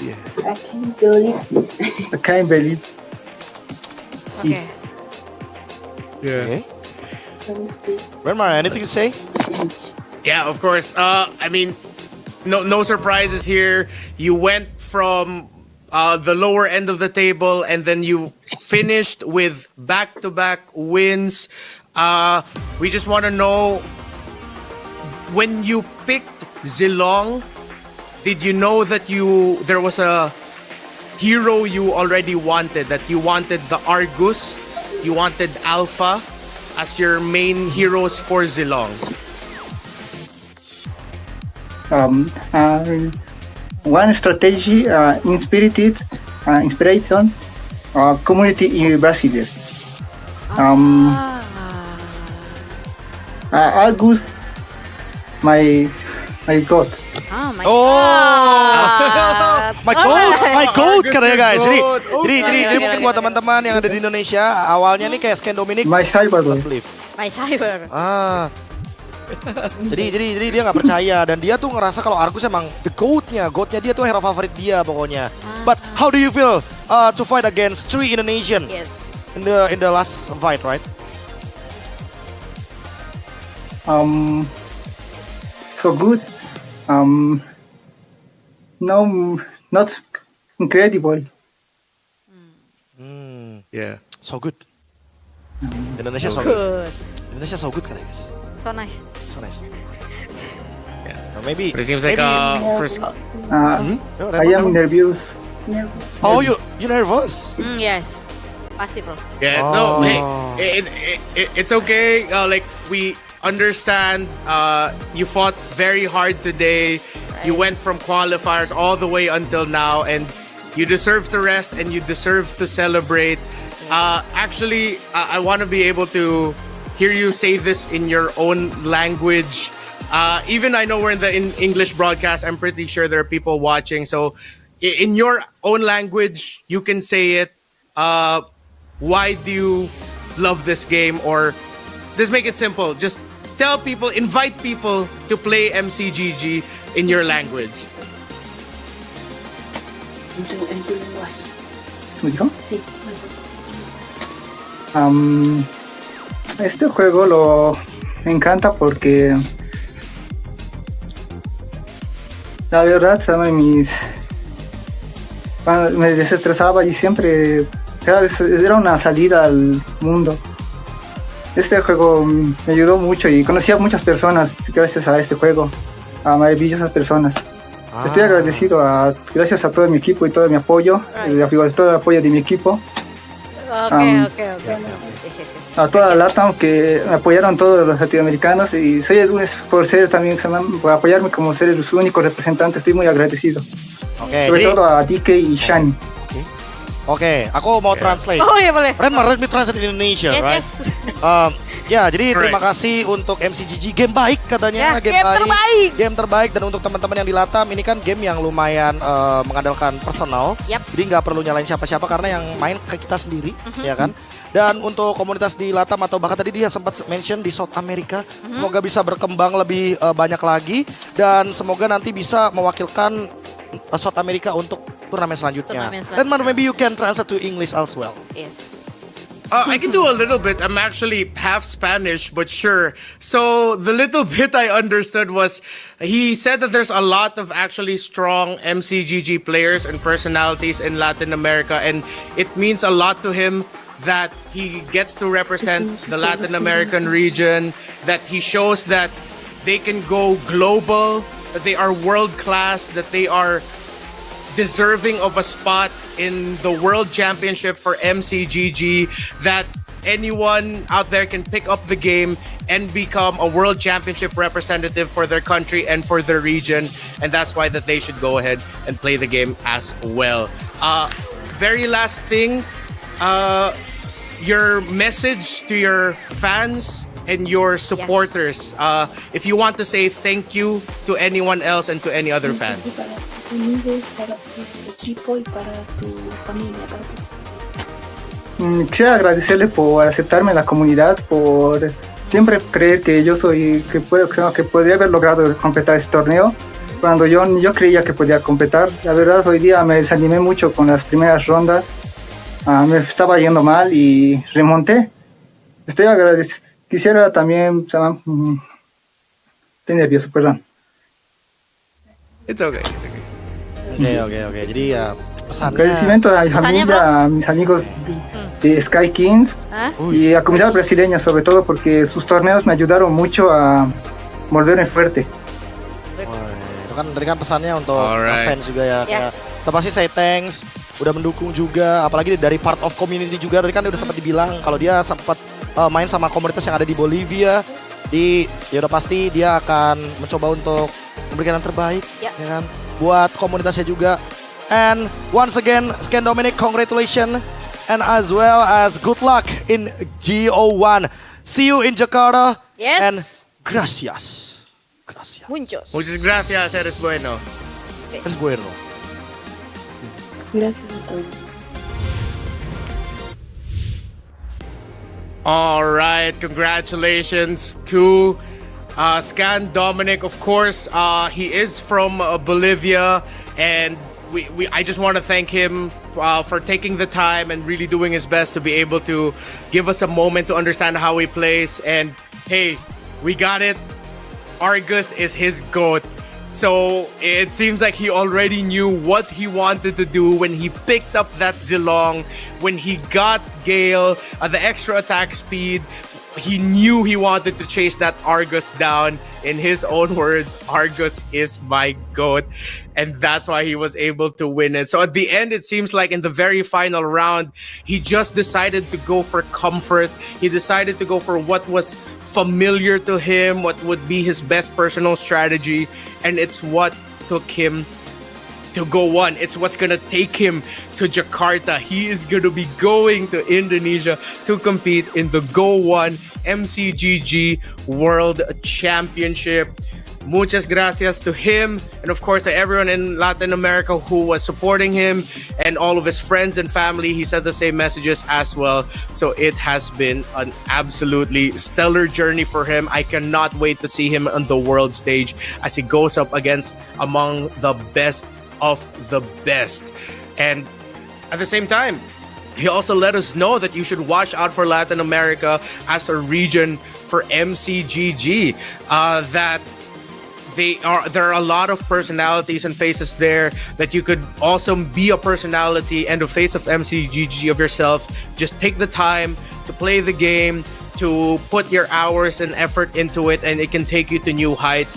And it's going to be taking him to Jakarta, Indonesia for the Go 1 World Championship. Again, congratulations again to Scan Dominic. And to wrap things up and to close things up, of course, I just want to say, first and foremost, thank you to each and every one of you who has made the MCGG Rising Stars what it is. We started with Rising Open, and then we closed out the year with this, our first big broadcasted in the English language and in Indonesian as well, MCGG tournament. That, yes, there was a lot of Southeast Asian and Asian representation, but at some point we had top tier players from Kazakhstan, Uzbekistan, and then now, of course, our champion is from Bolivia. Our champion for MCGG Rising Stars is from Latin America, and I couldn't be any more happier for him and for them. And I hope we didn't get him too nervous with the interview, and that he has time to celebrate and just fiesta with his family and friends, that he was able to win that money, and now he's going to be representing his country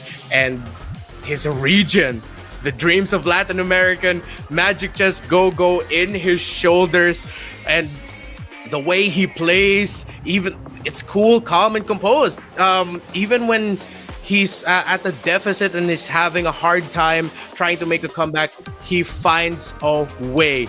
Just like how each and every one of us can find a way to find some time to get in the palm of our hands one of the fastest growing rising star in esports, that is Magic Chess Go. On behalf of Naisu and our fantastic production team, thank you so much for spending your time with us. Good night, good morning, good evening, and good afternoon. GG, well played, good fight. Thank you. We'll see you at the Go 1 World Championship.